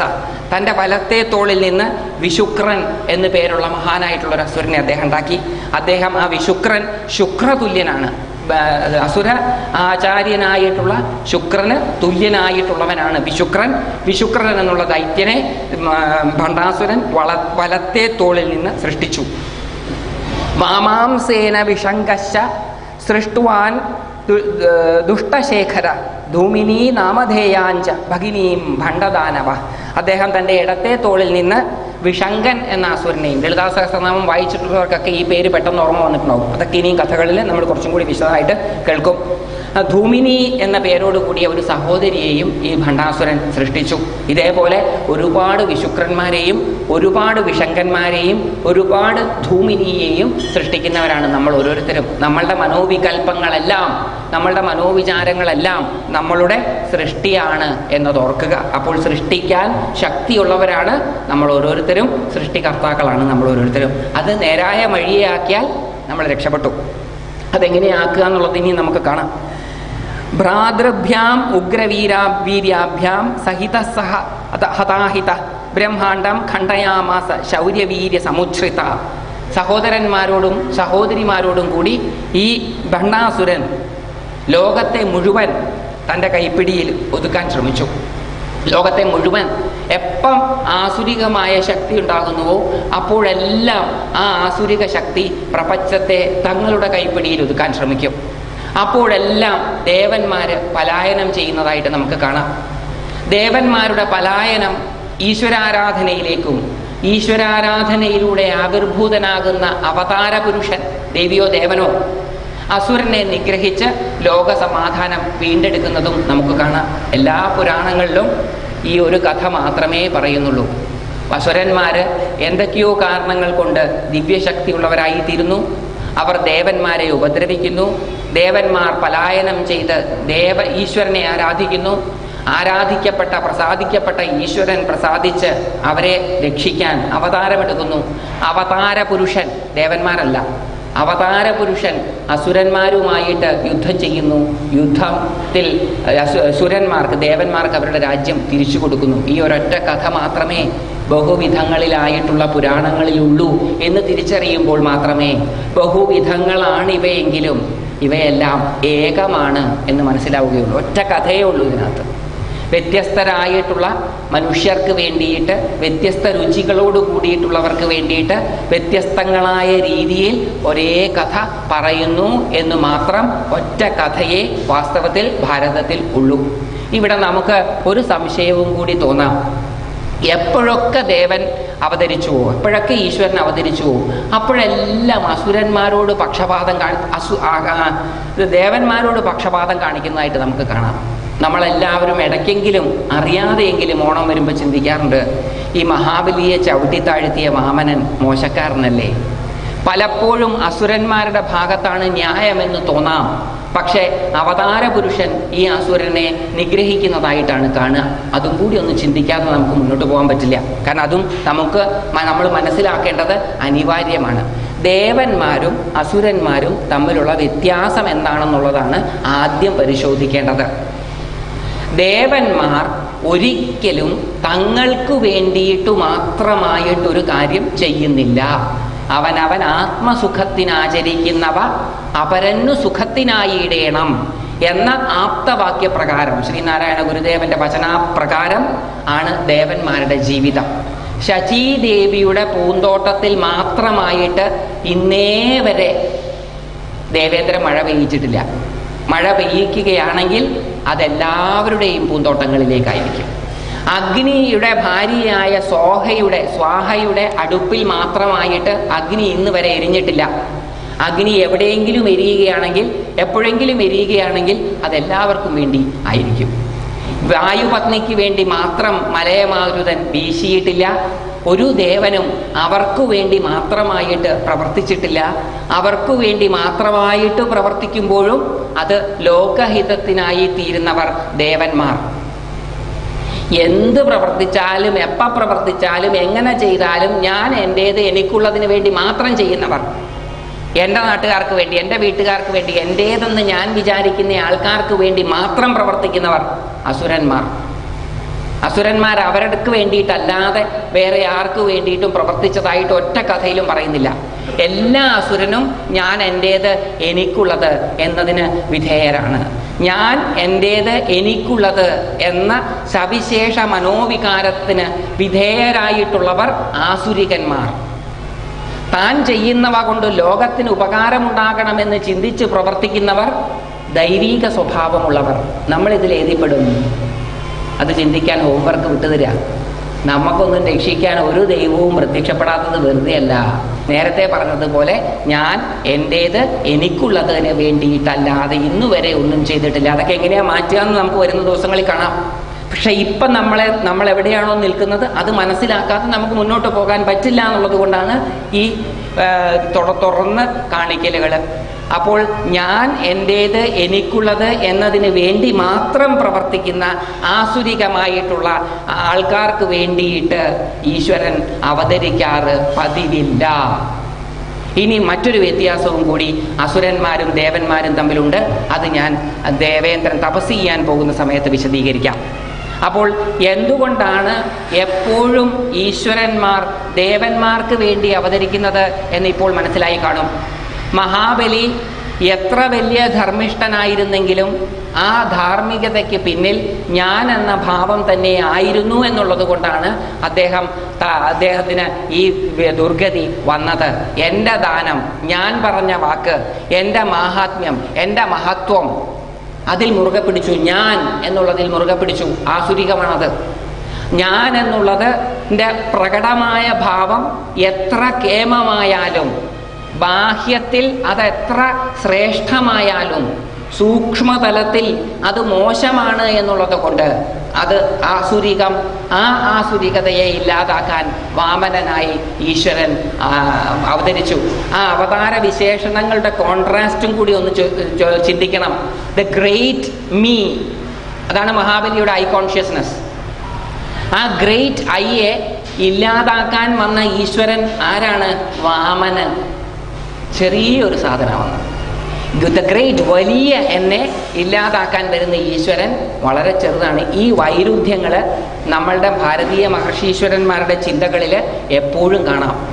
വൈരുദ്ധ്യങ്ങളായവയുടെ സംഘർഷത്തിലൂടെയല്ല, വൈരുദ്ധ്യങ്ങളായവയുടെ സമരസതയിലൂടെയാണ് ലോകം പുരോഗമിക്കുന്നത് എന്ന് നമ്മുടെ മഹർഷിമാർ പറഞ്ഞു. പുരോഗമന പ്രത്യയശാസ്ത്രങ്ങളിൽ വിശ്വസിക്കുന്ന, ലോകത്ത് മാറ്റിമറിക്കുന്ന ചിന്താഗതി മുന്നോട്ട് വെച്ച മഹാനായിട്ടുള്ളൊരു ചിന്തകനാണ് കാറൽ മാർക്സ്. അദ്ദേഹം മുന്നോട്ട് വെച്ചത് എപ്പോഴും വൈരുദ്ധ്യങ്ങൾ ഉണ്ടാകും, ആ വൈരുദ്ധ്യങ്ങൾ തമ്മിലുള്ള സംഘർഷത്തിലൂടെയാണ് ലോകം പുരോഗമിക്കുന്നത് എന്നാണ്. അദ്ദേഹം അതിനെ വിശേഷിപ്പിച്ചത് തിസീസും ആൻറ്റി തിസീസും. അവ തമ്മിൽ സംഘർഷമുണ്ടാകും, ഒരു സിന്തസിസ് ഉണ്ടാകും, കാലക്രമത്തിൽ ആ സിന്തസിസ് ഒരു തിസീസ് ആകും, പിന്നെ അതിനൊരു ആൻറ്റി തിസീസ് ഉണ്ടാകും, അവ തമ്മിൽ സംഘർഷത്തിൽ ഏർപ്പെടും.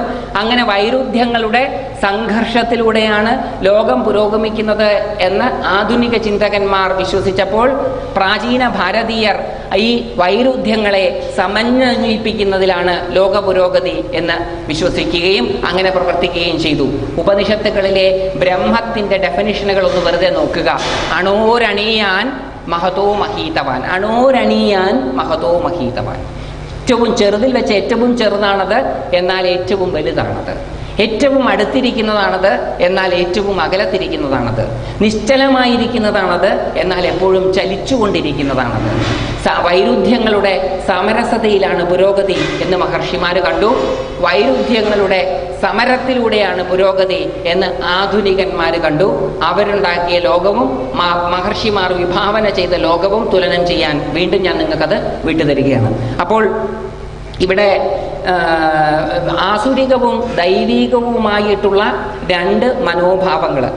ഈ രണ്ട് മനോഭാവങ്ങളിൽ പരമസത്ത എപ്പോഴും ഈ ദൈവികമായിട്ടുള്ള ആ സുരന്മാരുടെ മനോഭാവത്തിന് മാത്രമേ സഹായിക്കുകയുള്ളൂ. അപ്പം ഇതൊക്കെ നമ്മൾ ഇന്ന് കഴിഞ്ഞ് നാളെ ഇവിടെ വരുന്നതിനിടയിൽ നമ്മുടെ മനസ്സിലൂടെ ഈ പരിശോധന നടത്തേണ്ടതും ഒരനിവാര്യമാണ്. നമ്മളിൽ ആസുരികതയാണോ ദൈവികതയാണോ കൂടുതലുള്ളത്? ഏതായാലും കുഴപ്പമില്ല, കാരണം അസുരന് മോക്ഷം കിട്ടും, അതിലേക്ക് നമുക്ക് പിന്നെ വരാം. അപ്പം നമുക്ക് തിരിച്ചറിയണം. നമ്മളെ തിരിച്ചറിയാതെ, നമ്മൾ എവിടെയാണ് നിൽക്കുന്നത് എന്ന് മനസ്സിലാക്കാതെ നമുക്ക് മുന്നോട്ട് പോകാൻ സാധിക്കുകയില്ല എന്നുള്ളത് കൊണ്ട് നമ്മളെ ഒന്ന് തിരിച്ചറിയുവാൻ ഈ കഥകൾ തീർച്ചയായിട്ടും സഹായിക്കും. അപ്പം നമ്മൾ ദൈവികരാണോ ആസുരികരാണോ ഇത് തിരിച്ചറിയണം. അപ്പോൾ ഇതിൽ ദൈവീകർക്കാണ് ഈശ്വരൻ അനുഗ്രഹിക്കുന്നത്, ഈശ്വരൻ വരുന്നത്. മറ്റത് നമുക്ക് കാണാം, ആസുരികന്മാർക്ക് എങ്ങനെയാണ് മോക്ഷം കിട്ടുന്നതെന്ന് ഭണ്ഡാസുരന്റെ കഥയിലേക്ക് കയറുമ്പം നമുക്ക് കാണാം.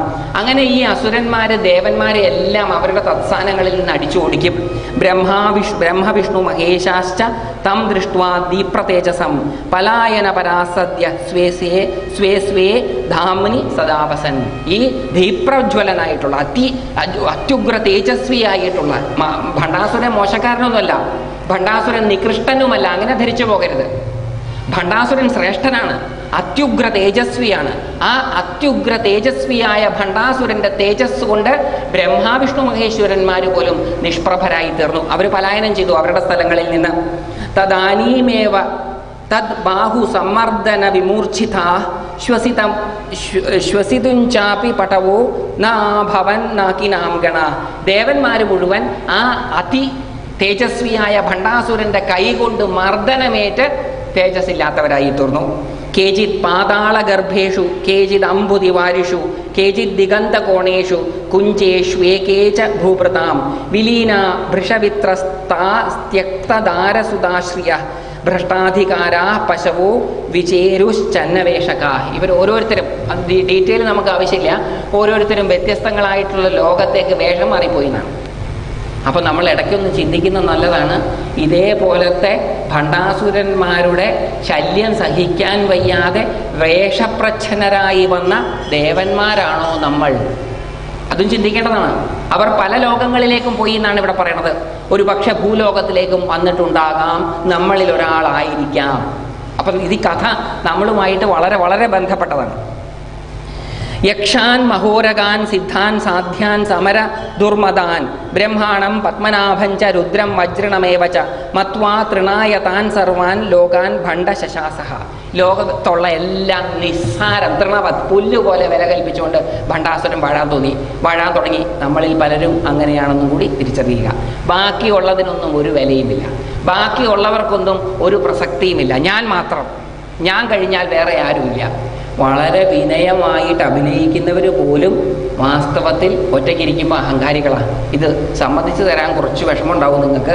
വിനയാൻവിതന്മാർ കാണുന്ന സ്വപ്നത്തിലെ കഥാനായകന്മാർ അയൽവക്കത്തിലെ വീട്ടിലുള്ളവരായിരിക്കുമോ അതോ അവർ തന്നെ ആയിരിക്കുമോ? സ്വപ്നത്തിൽ കാണുമ്പോൾ മെയിൻ കഥാപാത്രം ഞാനാണ്. അങ്ങനെ അല്ലാത്ത സ്വപ്നം ആരെങ്കിലും കണ്ടതായിട്ട് ഓർമ്മയുണ്ടോ? വേറൊരാൾ കഥാപാത്രമായിട്ട് ഞാനൊരു സ്വപ്നം കാണുക? അങ്ങനെയില്ല. അപ്പം ഈ വിനയം എന്ന് പറയുന്നത് പലപ്പോഴും ഞാൻ കണ്ടിട്ടുള്ളതാണ്. നിങ്ങൾക്ക് വിയോജിക്കാനുള്ള അധികാരമൊക്കെ ഉണ്ട്. ഞാൻ കണ്ടിട്ടുള്ളത് ഈ വിനയവാന്മാരെ സൂക്ഷിക്കണം എന്നാണ്. അത്യാവശ്യം അഹങ്കാരമുള്ളവരെ പേടിക്കണം. നമുക്ക് തിരിച്ചറിയാലോ ഇയാൾക്ക് അഹങ്കാരം ഉണ്ടെന്ന്. വിനയാൻവിതരെ സൂക്ഷിക്കണം. ഇവർ കുനിഞ്ഞു നിവരുമ്പോൾ കാലിനടിയിലെ മണ്ണ് പോയിട്ടുണ്ടാകും. വിനയം എന്നുള്ള വാക്കിൻ്റെ അർത്ഥം വിശേഷേണയുള്ള നയത്തോടു കൂടിയവൻ. എന്തിനാ ഈ വിശേഷേണയുള്ള നയം? സ്വന്തം കാര്യം സാധിക്കാൻ. അതുകൊണ്ട് വിനയം വലിയ ഭൂഷണമാണെന്നൊന്നും ഞാൻ വിചാരിക്കുന്നുമില്ല, വിശ്വസിക്കുന്നുമില്ല. തെളിയിച്ചു തരാം. എന്നെ നിങ്ങൾ ഒരാൾക്ക് പരിചയപ്പെടുത്തുക എന്ന് വിചാരിക്കുക. ഗിരീഷ് കുമാർ നല്ല പ്രഭാഷകനാട്ടോ. അപ്പം ഞാൻ എന്താ പറയുക? ഏയ് അങ്ങനെയൊന്നുമില്ല, എന്തൊക്കെയോ പറയുന്നു, അത്രയേ ഉള്ളൂ. ഇതാണ് ഞാൻ പറയാം. നിങ്ങളാണെങ്കിലും അങ്ങനെ തന്നെയാണ് പറയാം. അപ്പം ഞാൻ എന്ന് പറയുമ്പോൾ ഒക്കെ നമ്മുടെ ഓരോരുത്തരുടെയും ഞാനാണെന്ന് 7 ദിവസം നിങ്ങൾ ധരിച്ചാലേ മനസ്സിലാവുള്ളൂ. അപ്പം ഗിരീഷ് കുമാർ നല്ല പ്രഭാഷകനാന്ന് പറഞ്ഞാൽ ഗിരീഷ് കുമാർ എന്ന് പറയും, ഏയ് അങ്ങനെയൊന്നുമില്ല, മൈക്ക് കിട്ടുമ്പോൾ എന്തൊക്കെയോ പറയുന്നു, അത് ചിലപ്പോൾ ശരിയാവുന്നു.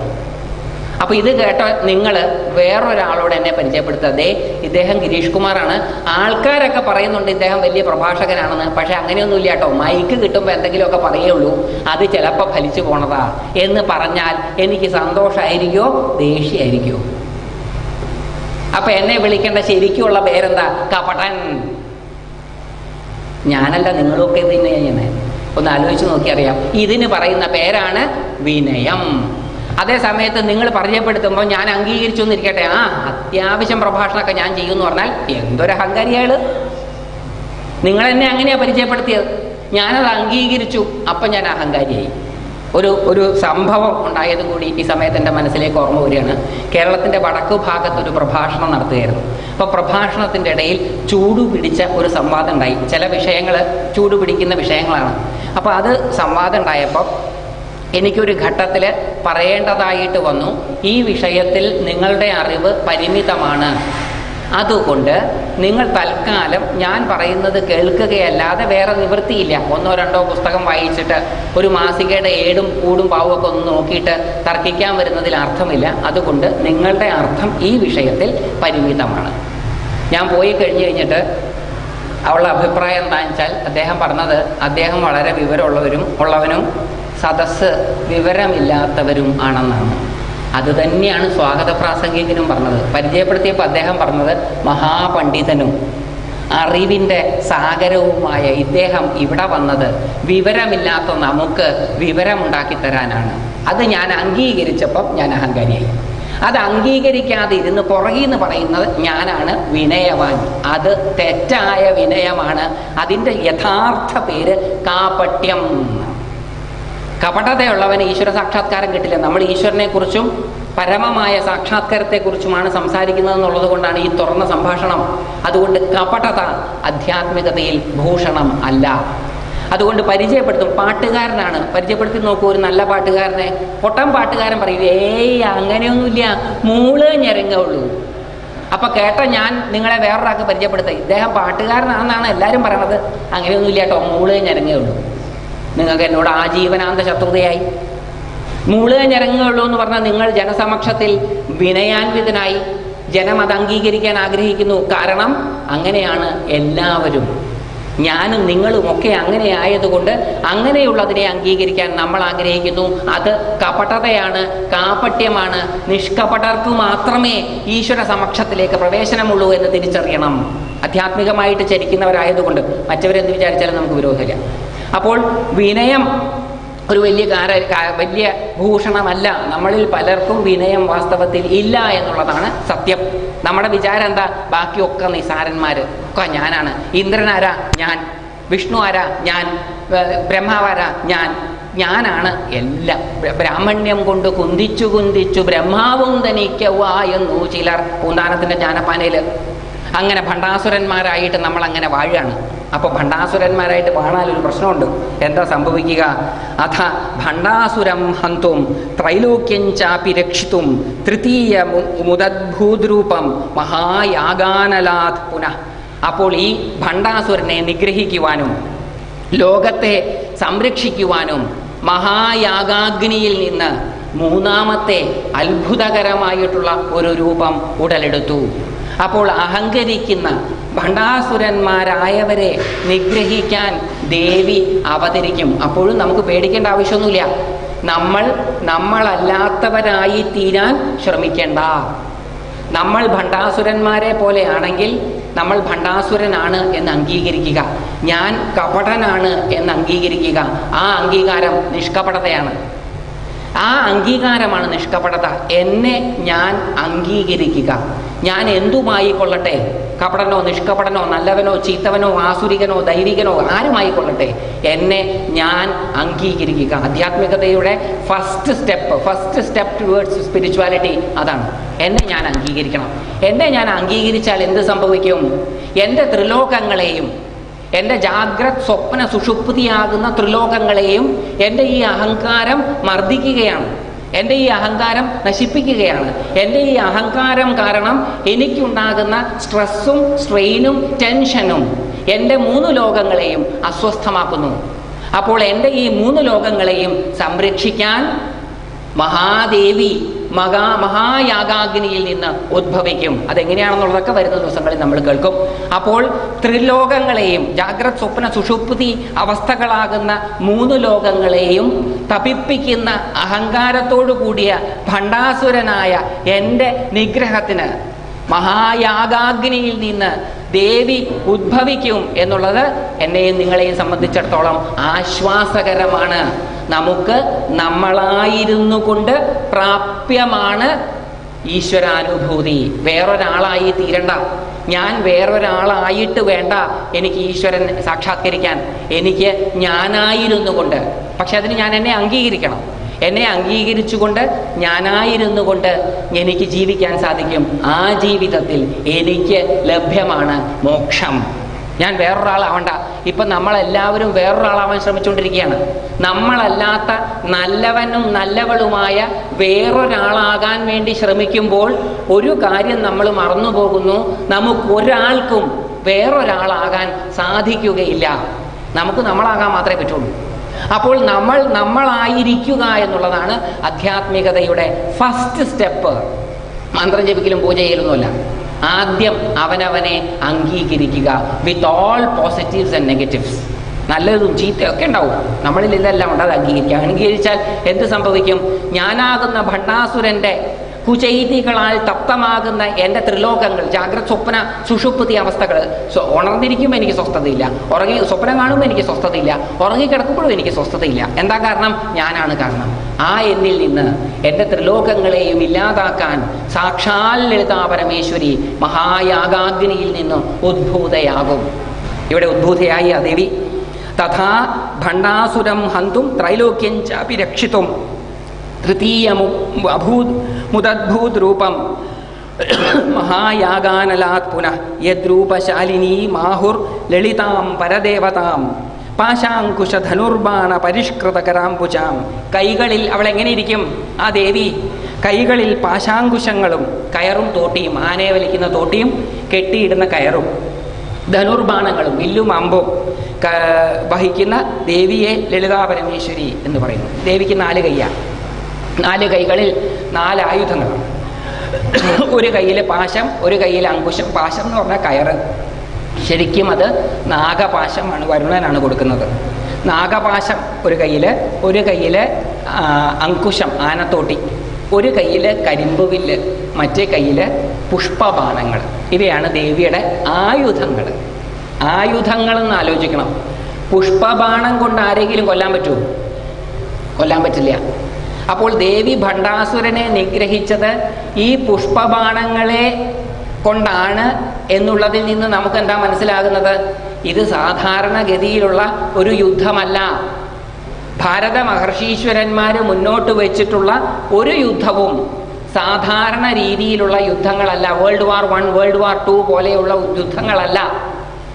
ഭാരത മഹർഷീശ്വരന്മാർ മുന്നോട്ട് വെച്ചിട്ടുള്ള യുദ്ധങ്ങളിൽ ആരും ജയിക്കുന്നുമില്ല, ആരും തോക്കുന്നുമില്ല. ഇത് വളരെ വ്യക്തമായിട്ട് മനസ്സിലാക്കണം. മഹാഭാരതത്തിൽ പാണ്ഡവരാണോ ജയിച്ചത്, കൗരവരാണോ ജയിച്ചത്? രണ്ടുപേരും ജയിച്ചു, രണ്ടുപേരും തോറ്റു. ഈ ഭാരത മഹർഷീശ്വരന്മാർ മുന്നോട്ട് വെച്ചിട്ടുള്ള യുദ്ധങ്ങൾ ഒന്നും രക്ത കലുഷിതമായിരുന്നില്ല. അവർ മുന്നോട്ട് വെച്ചിട്ടുള്ള യുദ്ധങ്ങളിലെ ആയുധങ്ങൾ പൂവമ്പുകളും കരിമ്പ് വില്ലുകളുമാണ്. കരിമ്പ് വില്ലുകൊണ്ട് പൂവമ്പ് കൊണ്ട് ആരെയെങ്കിലും കൊല്ലാൻ സാധിക്കൂ. അപ്പോൾ അവിടെ കൊല്ലുക എന്ന് പറയുന്നതിന് വേറെ അർത്ഥമുണ്ടാകണം. ആ അർത്ഥമാണ് നമ്മൾ അന്വേഷിക്കാൻ പോകുന്നത്. കരിമ്പ് വില്ലിൻ്റെ ഞാണോ? കരിമ്പ് വില്ലിൻ്റെ ഞാണ് കരിവണ്ടുകൾ. കരിവണ്ടുകളാകുന്ന ഞാണോടുകൂടിയ കരിമ്പ് വില്ലിൽ പുഷ്പബാണങ്ങൾ വെച്ചിട്ടാണ് ദേവി ഭണ്ഡാസുരനെ നിഗ്രഹിച്ചത്. ഏതൊക്കെയാണ് ആ പുഷ്പബാണങ്ങൾ? 5 എണ്ണാണ്. താമര, ചുവന്ന ആമ്പല്, വെളുത്ത ആമ്പല്, കരിങ്കൂള പൂവ്, തേന്മാവിൻ പൂവ്. ഈ 5 പൂക്കളാണ് ദേവിയുടെ ആയുധങ്ങൾ. തേന്മാവിൻ്റെ പൂവ് നിങ്ങൾ കണ്ടിട്ടുണ്ടെങ്കിൽ പെട്ടെന്ന് മനസ്സിലാവും. ഒരു ചെറിയ കാറ്റ് വന്നാൽ മതി, അത് മുഴുവൻ വീഴും. ആ തേന്മാവിൻ്റെ പൂവെടുത്തിട്ടാണ് ദേവി ഭണ്ഡാസുരനോട് യുദ്ധം ചെയ്തത്. അപ്പോൾ ഭണ്ഡാസുരനുമായിട്ടുള്ള ദേവിയുടെ യുദ്ധം സാധാരണ മിസൈലും ഹെലികോപ്റ്ററും ബോംബും ഒക്കെ ഉപയോഗിച്ചിട്ടുള്ള യുദ്ധമല്ല. ചിലർ നമ്മളുടെ ആൾക്കാരോട് പറയാറുണ്ട്, നിങ്ങളുടെ പുസ്തകത്തിൽ മുഴുവൻ ബ്ലഡ് ഷെഡിനെ കുറിച്ചിട്ടുള്ള കഥകളല്ലേ, അത് മുഴുവൻ രക്തകലുഷിതമല്ലേ, എപ്പോൾ നോക്കിയാലും യുദ്ധം യുദ്ധം യുദ്ധം. എപ്പോഴൊക്കെ ദേവതയെ ആവിർഭവിക്കുന്നു അപ്പോഴൊക്കെ ഒരു യുദ്ധം ഉണ്ടാവും. ഒരു ഈശ്വരൻ അവതരിച്ചാൽ ഒരു വേൾഡ് വാർ ഉണ്ടാവും. അങ്ങനെ വേൾഡ് വാറുകളുടെ കഥ പറയുന്ന നിങ്ങളുടെ പുസ്തകത്തിനൊക്കെ എന്താ വലിയ പ്രാധാന്യം എന്ന് ചോദിച്ചാൽ നമുക്കൊട്ട് അറിയില്ല. നമ്മൾ ഒരു നിമിഷം പോലും നിന്ന് ചിന്തിക്കുന്നില്ല. പൂവമ്പുകൾ കൊണ്ട് ഒരാളെയും കൊല്ലാൻ പറ്റില്ല. ഒസാമ ബിൻ ലാദന്റെ മുമ്പിൽ ദേവി കരിമ്പ് വില്ലും കരിവണ്ടിൻ്റെ ഞാണും ഒക്കെ വെച്ചിട്ട് പൂവമ്പ് വിടുകയാണ്. ഒസാമ ബിൻ ലാദനെ ദേവിയുടെ തേന്മാവിൻ്റെ അമ്പ് കൊണ്ട് കൊന്നു. നടക്കുന്ന കാര്യമാണോ അത്? അപ്പോൾ അത് ആ രീതിയിലുള്ള കൊലയല്ല. നമ്മൾ ധരിച്ചു വെച്ചിരിക്കുന്ന വാറല്ല പുരാണങ്ങളിലുള്ളത്. അതെന്താണെന്നും കൂടി നമുക്ക് സൂക്ഷ്മമായിട്ട് നമുക്ക് പരിശോധിക്കണം. ദേവിയുടെ ആയുധങ്ങൾ കരിമ്പ് വില്ല്, പൂവമ്പുകൾ, 5 പൂക്കളാണ്. പൂവമ്പുകൾ, പാശം, അങ്കുശം, ആനത്തൂട്ടിയും കയറും. ഇവയാണ് ദേവിയുടെ ആയുധങ്ങൾ. സാ ദേവി പരമാശക്തി പരബ്രഹ്മസ്വരൂപിണി ജഘാന ഭണ്ഡദൈത്യേന്ദ്രം യുദ്ധേ യുദ്ധവിശാരദ. ആ ദേവി പരമശക്തിയായ ആ ദേവി നിസാരയല്ല. കരിമ്പ് വില്ലും പൂവമ്പ് കൊണ്ടും ആരെയാ കൊല്ലാൻ സാധിക്കുക? അതുകൊണ്ട് ദേവി നിസാരയാണ് എന്ന് ധരിച്ചു പോകരുത്. സാ ദേവി പരമാശക്തി, പരമമായ ശക്തിയാണ്, സുപ്പീരിയർ പവറാണ്. ഈ ദേവിയേക്കാൾ ശക്തിയുള്ളവളായിട്ട് ഈ പ്രപഞ്ചത്തിൽ വേറെ ഒന്നും തന്നെ ഇല്ല. ആ മഹാശക്തി സ്വരൂപിണിയായ പ്രപഞ്ചത്തിൻ്റെ സന്തുലിതാവസ്ഥ തിരിച്ചു കൊണ്ടുവരുവാൻ വേണ്ടി അവതരിച്ച ആ ദേവിയുടെ ആയുധങ്ങളാകട്ടെ പൂവമ്പുകളും കരിമ്പുവില്ലും. അപ്പോൾ ആ യുദ്ധം എന്താണെന്നും തിരിച്ചു കൊണ്ടുവന്നത് എന്താണെന്നും ഭണ്ഡാസുരൻ ആരായിരുന്നുവെന്നും ഒക്കെ പരിശോധിക്കാതെ എഴുതാൻ പറ്റില്ല. അതേ ഹയഗ്രീവൻ പറയുന്നു, കരിമ്പുവില്ലും പൂവമ്പുമുള്ള ശക്തി നിസാരയാണെന്ന് ധരിച്ചു പോകരുത്. അവൾ അതിശ്രേഷ്ഠയും അതീവ ശക്തി സ്വരൂപിണിയുമാണ്. സാ ദേവി പരമാശക്തി പരബ്രഹ്മസ്വരൂപിണി ജഘാന ഭണ്ഡദൈത്യേന്ദ്രം യുദ്ധേ യുദ്ധവിശാരദ. യുദ്ധശാസ്ത്രത്തിൽ നിപുണയായ ദേവി ആ ദൈത്യേന്ദ്രനായിട്ടുള്ള ഭണ്ഡാസുരനെ യുദ്ധത്തിൽ തോപ്പിച്ചു. ആ ഭണ്ഡാസുരൻ ഇല്ലാതെയായി തീർന്നു ദേവിയുമായിട്ടുള്ള യുദ്ധത്തിൽ. ഇതി ശ്രീ ബ്രഹ്മാണ്ഡപുരാണേ ഉത്തരാഖണ്ഡേ ഹയഗ്രീവാഗസ്ത്യ സംവാദേ ശ്രീ ലളിതോപാഖ്യാനേ 5ാമോ അധ്യായ. 5ാമത്തെ അധ്യായത്തിൻ്റെ അവസാന ഭാഗങ്ങളിലായി പറയണത്. 6ാം അധ്യായത്തിൻ്റെ തുടക്കം കൂടി പറഞ്ഞിട്ട് നമുക്ക് ഇന്നത്തേക്ക് നിർത്താം. നാളെ വിശദമായിട്ട് അത് കേൾക്കാം. 6ാം അധ്യായത്തിൻ്റെ തുടക്കം അഗസ്ത്യർ ചോദിക്കുകയാണ്. ഇപ്പം അഗസ്ത്യരുടെ ഉള്ളിലെ ക്യൂരിയോസിറ്റി ഉണർന്നു. അത്യത്ഭുതമായിട്ടുള്ളൊരു കഥ പറയാം എന്ന് പറഞ്ഞപ്പോൾ തന്നെ ക്യൂരിയസ് ആയി. ആ എരുതിയിൽ എണ്ണ ഒഴിക്കുന്നത് പോലെ ആ അത്ഭുതത്തിൻ്റെ കൂട്ടത്തിൽ കുറച്ചും കൂടി ആഡ് ചെയ്യുക. എന്താണ് ആ അത്ഭുതം? കരിമ്പുവില്ലും പൂവമ്പുകളും ഏന്തിയ ശൃംഗാരരസ സമ്പൂർണയായ സാക്ഷാൽ ലളിതാ പരമേശ്വരി ഭണ്ഡാസുരനെ കൊന്നു. എങ്ങനെയുള്ള ഭണ്ഡാസുരനെ എന്നും കൂടി അറിയുമ്പോഴേ ദേവിയുടെ പരമമായ ശക്തി മനസ്സിലാവുകയുള്ളൂ. തീപ്ര തേജസ്വിയായിട്ടുള്ള ഈ ഭണ്ഡാസുരന്റെ തേജസ് കണ്ട് ഭയന്ന് ഓടിയവരാണ് ത്രിമൂർത്തികൾ മൂന്നും. ഈ അസുരന്റെ കരതാടനമേറ്റ് പലായനം ചെയ്തവരാണ് യക്ഷകിന്നര ദേവഗന്ധർവന്മാർ എല്ലാം. അപ്പോൾ സ്വർഗലോകത്തെയും സത്യലോകത്തെയും വൈകുണ്ഠത്തെയും കൈലാസത്തെയും നിരാകരിക്കുവാൻ ശക്തിയുള്ള തേജസ്സോടു കൂടിയിട്ടുള്ള ഈ ഭണ്ഡാസുരനെ, എങ്ങനെയുള്ള ഭണ്ഡാസുരനെ? സൃഷ്ടിക്കുവാൻ പോലും ശക്തിയുള്ള ഭണ്ഡാസുരനെ, വിശുക്ര വിഷംഗ ധൂമിന്യാദികളെ സൃഷ്ടിക്കുവാൻ ശക്തിയുള്ള, ലോകത്തുള്ള സർവശക്തികളും പുല്ലുപോലെ നിസാരമാക്കി കളയുവാൻ ശേഷിയുള്ള ഭണ്ഡാസുരനെ നിഗ്രഹിക്കാൻ ആവിർഭവിച്ച ദേവിയുടെ കയ്യിൽ കുറഞ്ഞതൊരു കുന്തമോ കോടാലിയോ എങ്കിലും ഉണ്ടാകേണ്ടതായിരുന്നു. ഇതൊന്നുമില്ലാതെ പൂവമ്പുകളും കരിമ്പുവില്ലും കൊണ്ടാണ് വന്നിരിക്കുന്നത് എന്ന് പറയുമ്പോൾ തന്നെ നമ്മൾ ജിജ്ഞാസുക്കളായി. എന്താ അപ്പോൾ ചോദിക്കുകയാണ്, അഗസ്ത്യൻ ചോദിക്കുകയാണ്, കഥം ഭണ്ഡാസുരോ ജാത കഥം വാ ത്രിപുരാംബിക കഥം സനിഹത സംഖ്യേ തത്സർവം വദ വിസ്തരാത്. അല്ലയോ ഹയഗ്രീവ, കഥം ഭണ്ഡാസുരോ ജാത, എങ്ങനെയാണ് ഈ ഭണ്ഡാസുരൻ ജനിച്ചത്? കഥം വാ ത്രിപുരാംബിക, എങ്ങനെയാണ് ഈ ത്രിപുരാംബിക ജനിച്ചത്? കഥം വാ നിഹത സംഖ്യേ തത്സർവം വദ വിസ്തരാത്, എങ്ങനെയാണ് ഈ അസംഖ്യമായിട്ടുള്ള അസുരന്മാർ നിഹതമായി തീർന്നത്, ഇല്ലാതായി തീർന്നത്? വദമേ വിസ്തരാ, വിസ്തരിച്ച് പറഞ്ഞാലും സൂക്ഷ്മമായിട്ട് പോയി പറഞ്ഞാലും, അങ്ങനെ പറഞ്ഞാൽ എനിക്കെന്താ സംഭവിക്കുക? ഞാനതൊരു പ്രാവശ്യം കേട്ടാൽ മതി, ആ കേൾക്കലിൽ എനിക്ക് മാറ്റമുണ്ടാകും. അപ്പോൾ ആ കേൾക്കുന്നതിനെയും കൂടി പറഞ്ഞിട്ട് നമുക്ക് ഇന്നത്തേക്ക് നിർത്താം. എങ്ങനെ കേൾക്കണം? മഹർഷിമാർ വളരെ വ്യക്തമായിട്ട് പറയുന്നു, മുൻവിധികളൊന്നുമില്ലാതെ കേൾക്കണം. മുൻവിധികളോടുകൂടി കേട്ടാൽ കേൾക്കുന്നത് നമ്മളുടെ വ്യാഖ്യാനമായിരിക്കും, മഹർഷി പറഞ്ഞതായിരിക്കില്ല. അതുകൊണ്ട് മുൻവിധികളെയെല്ലാം മാറ്റിമറിച്ച്, ഇതുവരെ നമ്മൾ ഒരുപാട് കാര്യങ്ങൾ കേട്ടു, നമുക്ക് ഒരുപാട് കാര്യങ്ങൾ അറിയാം, നമ്മൾ ഒരുപാട് കാര്യങ്ങൾ ചെയ്തിട്ടുണ്ടാകും. അതെല്ലാം മാറ്റി വെച്ചുകൊണ്ട് മുൻവിധികളില്ലാതെ കേൾക്കണം. കേൾക്കുമ്പോൾ എന്തും കൂടി ചെയ്യണം? കേൾക്കുമ്പോൾ ഇതിലെ കഥാപാത്രങ്ങൾ നമ്മൾ ഓരോരുത്തരുമാണ് എന്ന് ഭാവന ചെയ്യണം. ഭാവന ചെയ്യാന്ന് പറഞ്ഞാൽ കാണണം. തന്മയീഭാവത്തോടുകൂടി കേൾക്കണമെന്നർത്ഥം. സൈക്കോ അനാലിസിസിൽ അതിനുപയോഗിക്കുന്ന പദം എംപത്തറ്റിക്കൽ ലിസണിങ് ആണ്. ആ കഥാപാത്രങ്ങളായി തീർന്നുകൊണ്ട് ആ കഥ കേൾക്കുക. അപ്പം നമ്മൾ ഭണ്ഡാസുരനാകും, നമ്മൾ കാമേശ്വരിയാകും, നമ്മൾ അഗസ്ത്യനാകും, നമ്മൾ ഹയഗ്രീവനാകും, നമ്മൾ ചെതലുകളാകും. ഈ കഥാപാത്രങ്ങളായി തീർന്നുകൊണ്ട് ഈ കഥ ഒറ്റ പ്രാവശ്യം കേട്ടാൽ, ആ ഒരൊറ്റ പ്രാവശ്യത്തെ കേൾക്കലിലൂടെ നമുക്ക് മാറ്റങ്ങൾ ഉണ്ടാകും. അതുകൊണ്ട് അങ്ങനെ മാറ്റങ്ങൾ ഉണ്ടാക്കാൻ വേണ്ടി അല്ലയോ ഹയഗ്രീവ വിസ്തരിച്ച് പറഞ്ഞു തന്നാൽ. ചുരുക്കി പറഞ്ഞത് അങ്ങ് ഇപ്പം പറഞ്ഞു കഴിഞ്ഞു, എനിക്ക് മനസ്സിലായില്ല. വിസ്തരിച്ച് പറഞ്ഞു തന്നാലും. അപ്പോൾ ആ വിസ്തരിച്ചിട്ടുള്ള കഥ പറച്ചിലാണ് നാളെ മുതൽ തുടങ്ങാൻ പോകുന്നത്. എങ്ങനെയാണ് ഭണ്ഡാസുരൻ ജനിച്ചത്, എങ്ങനെയാണ് ത്രിപുര സുന്ദരി ആവിർഭൂതയായത്. ത്രിപുര സുന്ദരി എന്ന് പറഞ്ഞാൽ ആരാണ്? ആ ദേവിയെ നമ്മുടെ ജീവിതത്തിൽ എങ്ങനെ ആവിർഭവിപ്പിക്കാം, ഇതെല്ലാം നമ്മൾ നാളെ കേൾക്കും. അപ്പം നാളെ മുതൽ നമ്മൾ സൂക്ഷ്മമായിട്ടാണ് കേൾക്കുക. ഇന്നത്തേത് ശരിക്കും ഒരു ഉപോദ്ഘാതം മാത്രമാണ്. നാളെ കേൾക്കാൻ പോകുന്ന സംഗതികളുടെ ഒരു മുന്നോടിയാണ്. ഈ 7 ദിവസങ്ങളിലും നിങ്ങൾ വരണം എന്ന് ഞാൻ അഭ്യർത്ഥിക്കുകയാണ്. കാരണം എനിക്ക് പറയാനുള്ളത് കേൾക്കാനല്ല, മഹർഷിമാർക്ക് പറയാനുള്ളത് കേൾക്കാൻ. ആ കേൾക്കലിൽ മാറ്റങ്ങൾ ഉണ്ടാകും, യാതൊരു സംശയവും ആ കാര്യത്തിൽ വേണ്ട. കാരണം ഇത് അഗ്നി സമാനമായ വാക്കുകളാണ് മഹർഷീശ്വരന്മാരുടേത്. തീയിൽ കൈയിട്ടാൽ കൈയുടെ രൂപം ഏതുപോലെയാണോ മാറുക, അതുപോലെ മഹർഷീശ്വരന്മാരുടെ ദീപ്ത വാക്കുകൾ ഒരു പ്രാവശ്യം കേട്ടാൽ ആ കേൾക്കലിൽ മാറ്റം ഉണ്ടാകും. അപ്പോൾ മാറ്റങ്ങൾ ഉണ്ടാകുന്നതിന് മുന്നോടിയായിട്ട് നമുക്ക് ഇഷ്ടമല്ലാത്ത ചില കാര്യങ്ങളും കേൾക്കേണ്ടി വന്നേക്കാം. അതിന് നിങ്ങൾ എന്നോട് ദയവായിട്ട് ക്ഷമിക്കണം. മനഃപൂർവ്വമല്ല, ഇവിടെ കൂടിയിരിക്കുന്നവരെയൊക്കെ ഒന്ന് വേദനിപ്പിച്ച് പോകാം എന്ന് വിചാരിച്ചിട്ടല്ല ഞാൻ വന്നത്. ഞാൻ മുന്നേ കൂട്ടി ക്ഷമ ചോദിക്കുകയാണ്. നിങ്ങളെ വേദനിപ്പിച്ചേക്കാം ഞാൻ. അങ്ങനെ വേദനിപ്പിക്കുന്നു എങ്കിൽ അത് നിങ്ങളോട് ആരോടുമുള്ള വ്യക്തിപരമായിട്ടുള്ള വിദ്വേഷം കൊണ്ടല്ല. എനിക്ക് പ്രത്യേകിച്ച് യാതൊരു അജണ്ടയും ഇല്ല.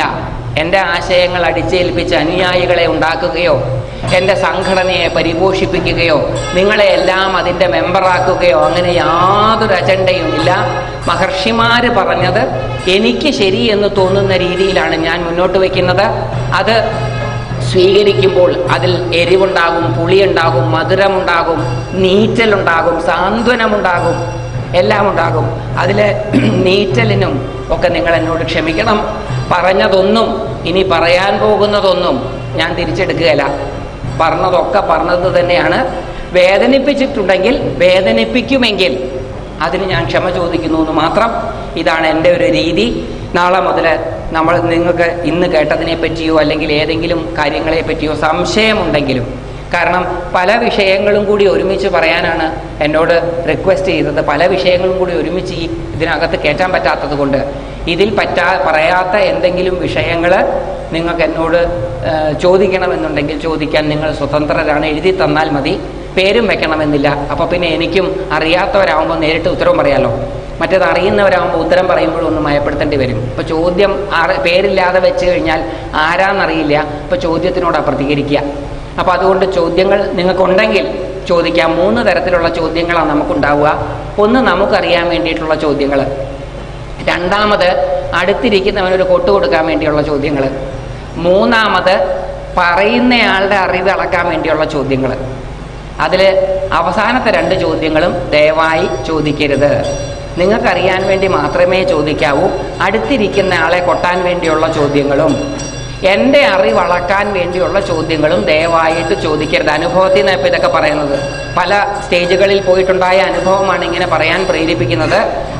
ചോദ്യങ്ങൾ എൻ്റെ അറിവിൻ്റെ അളവ് നിങ്ങളെ സംബന്ധിച്ചിടത്തോളം ഒരു വിഷയമല്ല. അത് എത്ര അഗാധമാണെങ്കിലും എത്ര നിസ്സാരമാണെങ്കിലും 7 ദിവസങ്ങൾ മാത്രം കണ്ട് അതിനുശേഷം ഇനി കാണുമോ എന്ന് പോലും നിശ്ചയമില്ലാതെ പിരിയുന്ന നമ്മൾ തമ്മിൽ എൻ്റെ അറിവിൻ്റെ അളവ് പ്രസക്തമല്ല എന്നുള്ളത് കൊണ്ട് അതളക്കാനും ദയവായി ചോദിക്കരുത്. പ്രകോപനപരമായിട്ട് ചോദിക്കാം, പ്രകോപനപരമായിട്ട് ഉത്തരവും കിട്ടും എന്ന പ്രതീക്ഷയോടുകൂടി. അല്ലാതെ ഈ സ്റ്റേജിൻ്റെ ഇപ്പുറത്തിരിക്കുന്നയാൾ വളരെ ശാന്തനും വളരെ നിങ്ങൾ കൽപ്പിക്കുന്നത് പോലത്തെ ആളാണെന്ന് ധരിച്ച് ചോദിക്കരുത്. ഞാൻ വസിഷ്ഠ പരമ്പരയിൽപ്പെട്ടയാളല്ല, ദുർവാസാവിൻ്റെ പരമ്പരയിൽപ്പെട്ട ആളാണ്. അതുകൊണ്ട് രണ്ടും നമ്മുടെ മഹർഷിമാർ മുന്നോട്ട് വെച്ചത് ചിലപ്പോൾ എന്നെപ്പോലുള്ള സാധുക്കളെയൊക്കെ കണ്ടുകൊണ്ടായിരിക്കും. പ്രകോപനപരമായിട്ടും ചോദിക്കാം, പ്രകോപനപരമായിട്ടും ഉത്തരം കിട്ടും എന്ന് പ്രതീക്ഷിച്ചുകൊണ്ട്. പ്രകോപനപരമായി ചോദിച്ചിട്ട് പ്രകോപനപരമായിട്ട് ഉത്തരം കിട്ടിക്കഴിഞ്ഞാൽ പ്രകോപനപരമായിട്ട് ഉത്തരം പറഞ്ഞ് എന്നെ ഭർഷിക്കുന്നതിൽ വലിയ കാര്യമൊന്നും ഉണ്ടാവുകയില്ല. അതുകൊണ്ടാണ് ഇതൊക്കെ എന്തുകൊണ്ട് ഇത്ര കൃത്യമായിട്ട് പറയുന്നതെന്ന് വെച്ചാൽ ഒരുപാട് വേദികളിൽ പോയിട്ടുള്ള അനുഭവം കൊണ്ടാണ് ഈ പറയണത്. പല വേദികളിലും പോകുമ്പോൾ ചോദ്യം ചോദിക്കുമ്പോൾ ചോദ്യത്തിന് എനിക്കറിയാവുന്ന ഉത്തരം ഞാൻ കൊടുക്കുക. അല്ലാണ്ട് നിങ്ങൾ ചോദ്യകർത്താവ് ഉദ്ദേശിക്കുന്ന ഉത്തരം തരാൻ എനിക്ക് സാധിക്കില്ല. അപ്പം എന്ത് പറ്റും എന്ന് വെച്ചാൽ ചോദ്യകർത്താവ് ഒരു ഉത്തരം നിശ്ചയിച്ചിട്ടുണ്ടാവും. ആ ഉത്തരമായിരിക്കില്ല ഞാൻ പറയാം. അത് പിന്നെ ഒരു സംവാദത്തിലേക്കും വഴക്കിലേക്കും ബഹളത്തിലേക്കും ഒക്കെ പോവും. ഞാനും ഈ പറഞ്ഞതുപോലെ ദുർവാസാവിൻ്റെ പരമ്പരയിൽപ്പെട്ട ആളായിപ്പോയി എന്നുള്ളത് കൊണ്ട് എനിക്കും ഈ പറയുന്നത് പോലത്തെ ശാന്തത എല്ലായ്പ്പോഴും ഉണ്ടായിക്കൊള്ളണമെന്നില്ല. അതിൽ നിങ്ങൾ എന്നോട് ക്ഷമിക്കണം. അപ്പോൾ ഈ കാര്യങ്ങളെല്ലാം വിസ്തരിച്ച് പറഞ്ഞതുകൊണ്ട് ഇനി അതുകൊണ്ട് ചോദിക്കാതൊന്നും ഇരിക്കണ്ട. നിങ്ങൾക്ക് ചോദിക്കാം, ആക്കിയും ചോദിക്കാം. അങ്ങനത്തെ ചോദ്യങ്ങളും എനിക്ക് ശീലമുണ്ട്. ഒരു വേദിയിൽ പോയപ്പോൾ ഒരാളെന്നോട് ചോദിച്ചു, താടി മുടി നീട്ടി വളർത്തിയത് അഹങ്കാരത്തിൻ്റെ ലക്ഷണമല്ലേ? മറുപടിയും കൊടുത്തു, അതെ, താടിയും മുടിയും വടിച്ച് നടക്കുന്നത് പോലെ. അത് അഹങ്കാരമല്ല, ഇത് മാത്രം അഹങ്കാരമെന്ന് എങ്ങനെയാ പറയാ? ഇത് രണ്ടും അഹങ്കാരം തന്നെയാണ്. ഒന്ന് അഹങ്കാരമാണെന്ന് കരുതിയാൽ മറ്റേതും അഹങ്കാരമാണ്, അല്ലെങ്കിൽ രണ്ടും അഹങ്കാരമല്ല. അപ്പോൾ ചോദ്യങ്ങൾ ചോദിച്ചാൽ ഉത്തരം കിട്ടും. അത് ചോദിക്കുന്നത് പോലെ ഇരിക്കും. പക്ഷെ നിങ്ങൾക്ക് ചോദിക്കാനുള്ള സ്വാതന്ത്ര്യമുണ്ട്, എനിക്ക് ഉത്തരം പറയാനുള്ള സ്വാതന്ത്ര്യവും. ഇത്രയും ഉപോദ്ഘാതം. നാളെ നമ്മൾ കഥയിലേക്ക് കയറുകയാണ്. നാളെ മുതലുള്ള 7 ദിവസങ്ങളിൽ എൻ്റെ കൂടെ സഞ്ചരിക്കാൻ ഞാൻ നിങ്ങളെ ക്ഷണിക്കുകയാണ്, നിങ്ങളോട് അഭ്യർത്ഥിക്കുകയാണ്. ആ സഞ്ചാരത്തിൻ്റെ ഒടുവിൽ നമുക്ക് മഹർഷീശ്വരന്മാരുടെ തീ പോലത്തെ അഗ്നി സദൃശ്യമായിട്ടുള്ള ചിന്താധാര സ്പർശിക്കുമ്പോൾ നമ്മളിൽ മാറ്റങ്ങൾ ഉണ്ടാകും. യാതൊരു സംശയവും ആ കാര്യത്തിൽ വേണ്ട. അതുകൊണ്ട് നാളെ കാണുന്നത് വരെ നമ്മൾ ഇന്നത്തേക്ക് നിർത്തുന്നതിന് മുമ്പ്, പിരിഞ്ഞു പോകുന്നതിന് മുമ്പ് ആ മെഡിറ്റേഷൻ ഒന്ന് ചെറുതായിട്ട്, വളരെ പെട്ടെന്ന് ഏറ്റവും ചെറുതായിട്ട് നമുക്കൊന്ന് ചെയ്യാം. നടുവ് നിവർന്ന് കണ്ണടച്ച് ദീർഘമായി നിശ്ചലമായി നിശബ്ദമായി ശ്വാസം 3 പ്രാവശ്യം ശ്വാസോച്ഛ്വാസം ചെയ്യുക.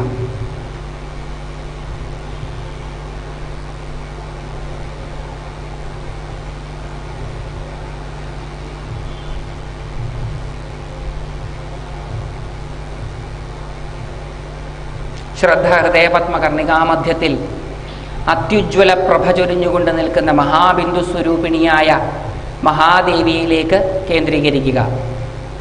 നാം ശ്രദ്ധിക്കും തോറും ആ മഹാബിന്ദു സ്വരൂപിണി വികസിക്കുന്നതായിട്ട് കാണുക. അതിൻ്റെ വികാസദശയിൽ ആന്തരികാവയവങ്ങളും അന്തരേന്ദ്രിയങ്ങളും ഓരോന്നോരോന്നായി ലയിച്ചു ചേരുന്നതായിട്ടും കാണുക.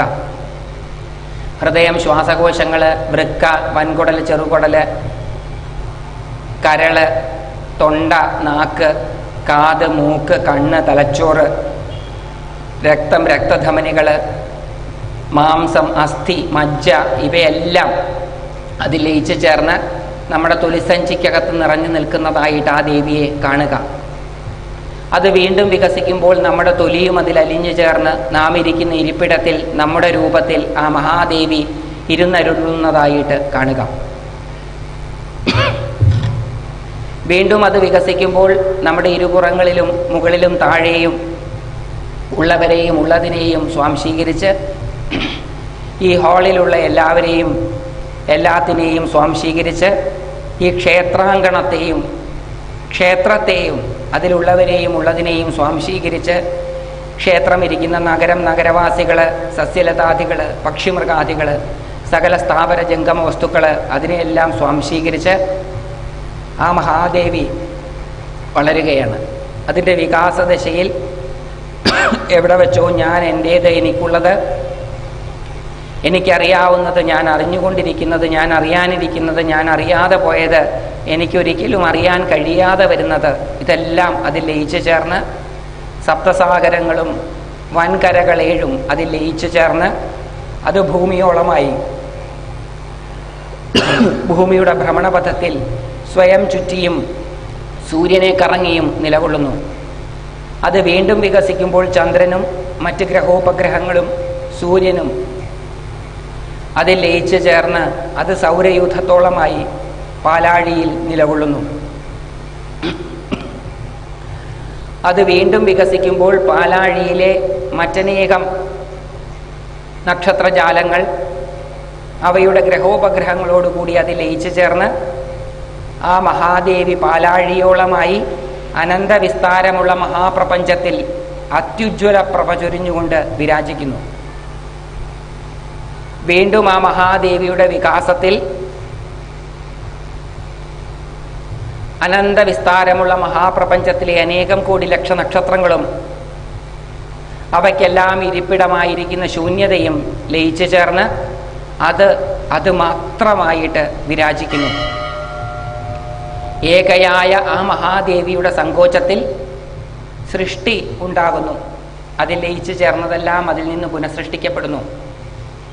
അനന്തവിസ്താരമുള്ള മഹാപ്രപഞ്ചത്തിലെ അനേകം കോടി ലക്ഷ നക്ഷത്രങ്ങളും എല്ലാത്തിനും ഇരിപ്പിടമായിരിക്കുന്ന ശൂന്യതയും അതിൽ നിന്ന് പുനഃസൃഷ്ടിക്കപ്പെടുന്നു. അത് പാലാഴിയോളമായി അനന്ത വിസ്താരമുള്ള മഹാപ്രപഞ്ചത്തിൽ വിരാജിക്കുന്നു.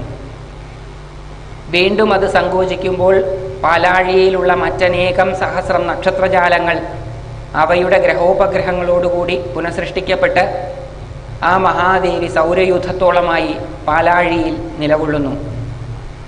വീണ്ടും ആ മഹാദേവിയുടെ സങ്കോചത്തിൽ സൂര്യനും മറ്റ് ഗ്രഹോപഗ്രഹങ്ങളും ചന്ദ്രനും പുനഃസൃഷ്ടിക്കപ്പെട്ട് ആ ദേവി ഭൂമിയോളമായി ഭൂമിയുടെ ഭ്രമണപഥത്തിൽ സ്വയം ചുറ്റിയും സൂര്യനെ കറങ്ങിയും നിലകൊള്ളുന്നു. വീണ്ടും ആ മഹാദേവി ചെറുതാകുമ്പോൾ അതിൽ നിന്ന് സപ്തസാഗരങ്ങളും വൻകരകളേഴും ഉരുത്തിരിഞ്ഞു പുറത്തേക്ക് വരുന്നു. ആ ദേവി ചെറുതായി കൊണ്ടിരിക്കുന്നു. ആ ചെറുതാവലിൽ എവിടെ വെച്ചോ ഞാൻ എൻ്റേത്, എനിക്കുള്ളത്, എനിക്കറിയാവുന്നത്, ഞാൻ അറിഞ്ഞുകൊണ്ടിരിക്കുന്നത്, ഞാൻ അറിയാനിരിക്കുന്നത്, ഞാൻ അറിയാതെ പോയത്, എനിക്കൊരിക്കലും അറിയാൻ കഴിയാതെ വരുന്നത്, ഇതെല്ലാം പുനഃസൃഷ്ടിക്കപ്പെട്ട് നഗരം, നഗരവാസികൾ, സസ്യലതാദികൾ, പക്ഷിമൃഗാദികൾ, സകല സ്ഥാവര ജംഗമ വസ്തുക്കൾ എല്ലാം അതിൽ നിന്ന് ഉരുത്തിരിഞ്ഞ് പുറത്തേക്ക് വന്ന് ക്ഷേത്രം, ക്ഷേത്രാങ്കണം, അതിലുള്ളവരും ഉള്ളതും ഈ ഹാളിലുള്ളവരും ഉള്ളതും എല്ലാം ഉരുത്തിരിഞ്ഞ് വന്നത് ചെറുതാവുകയാണ്.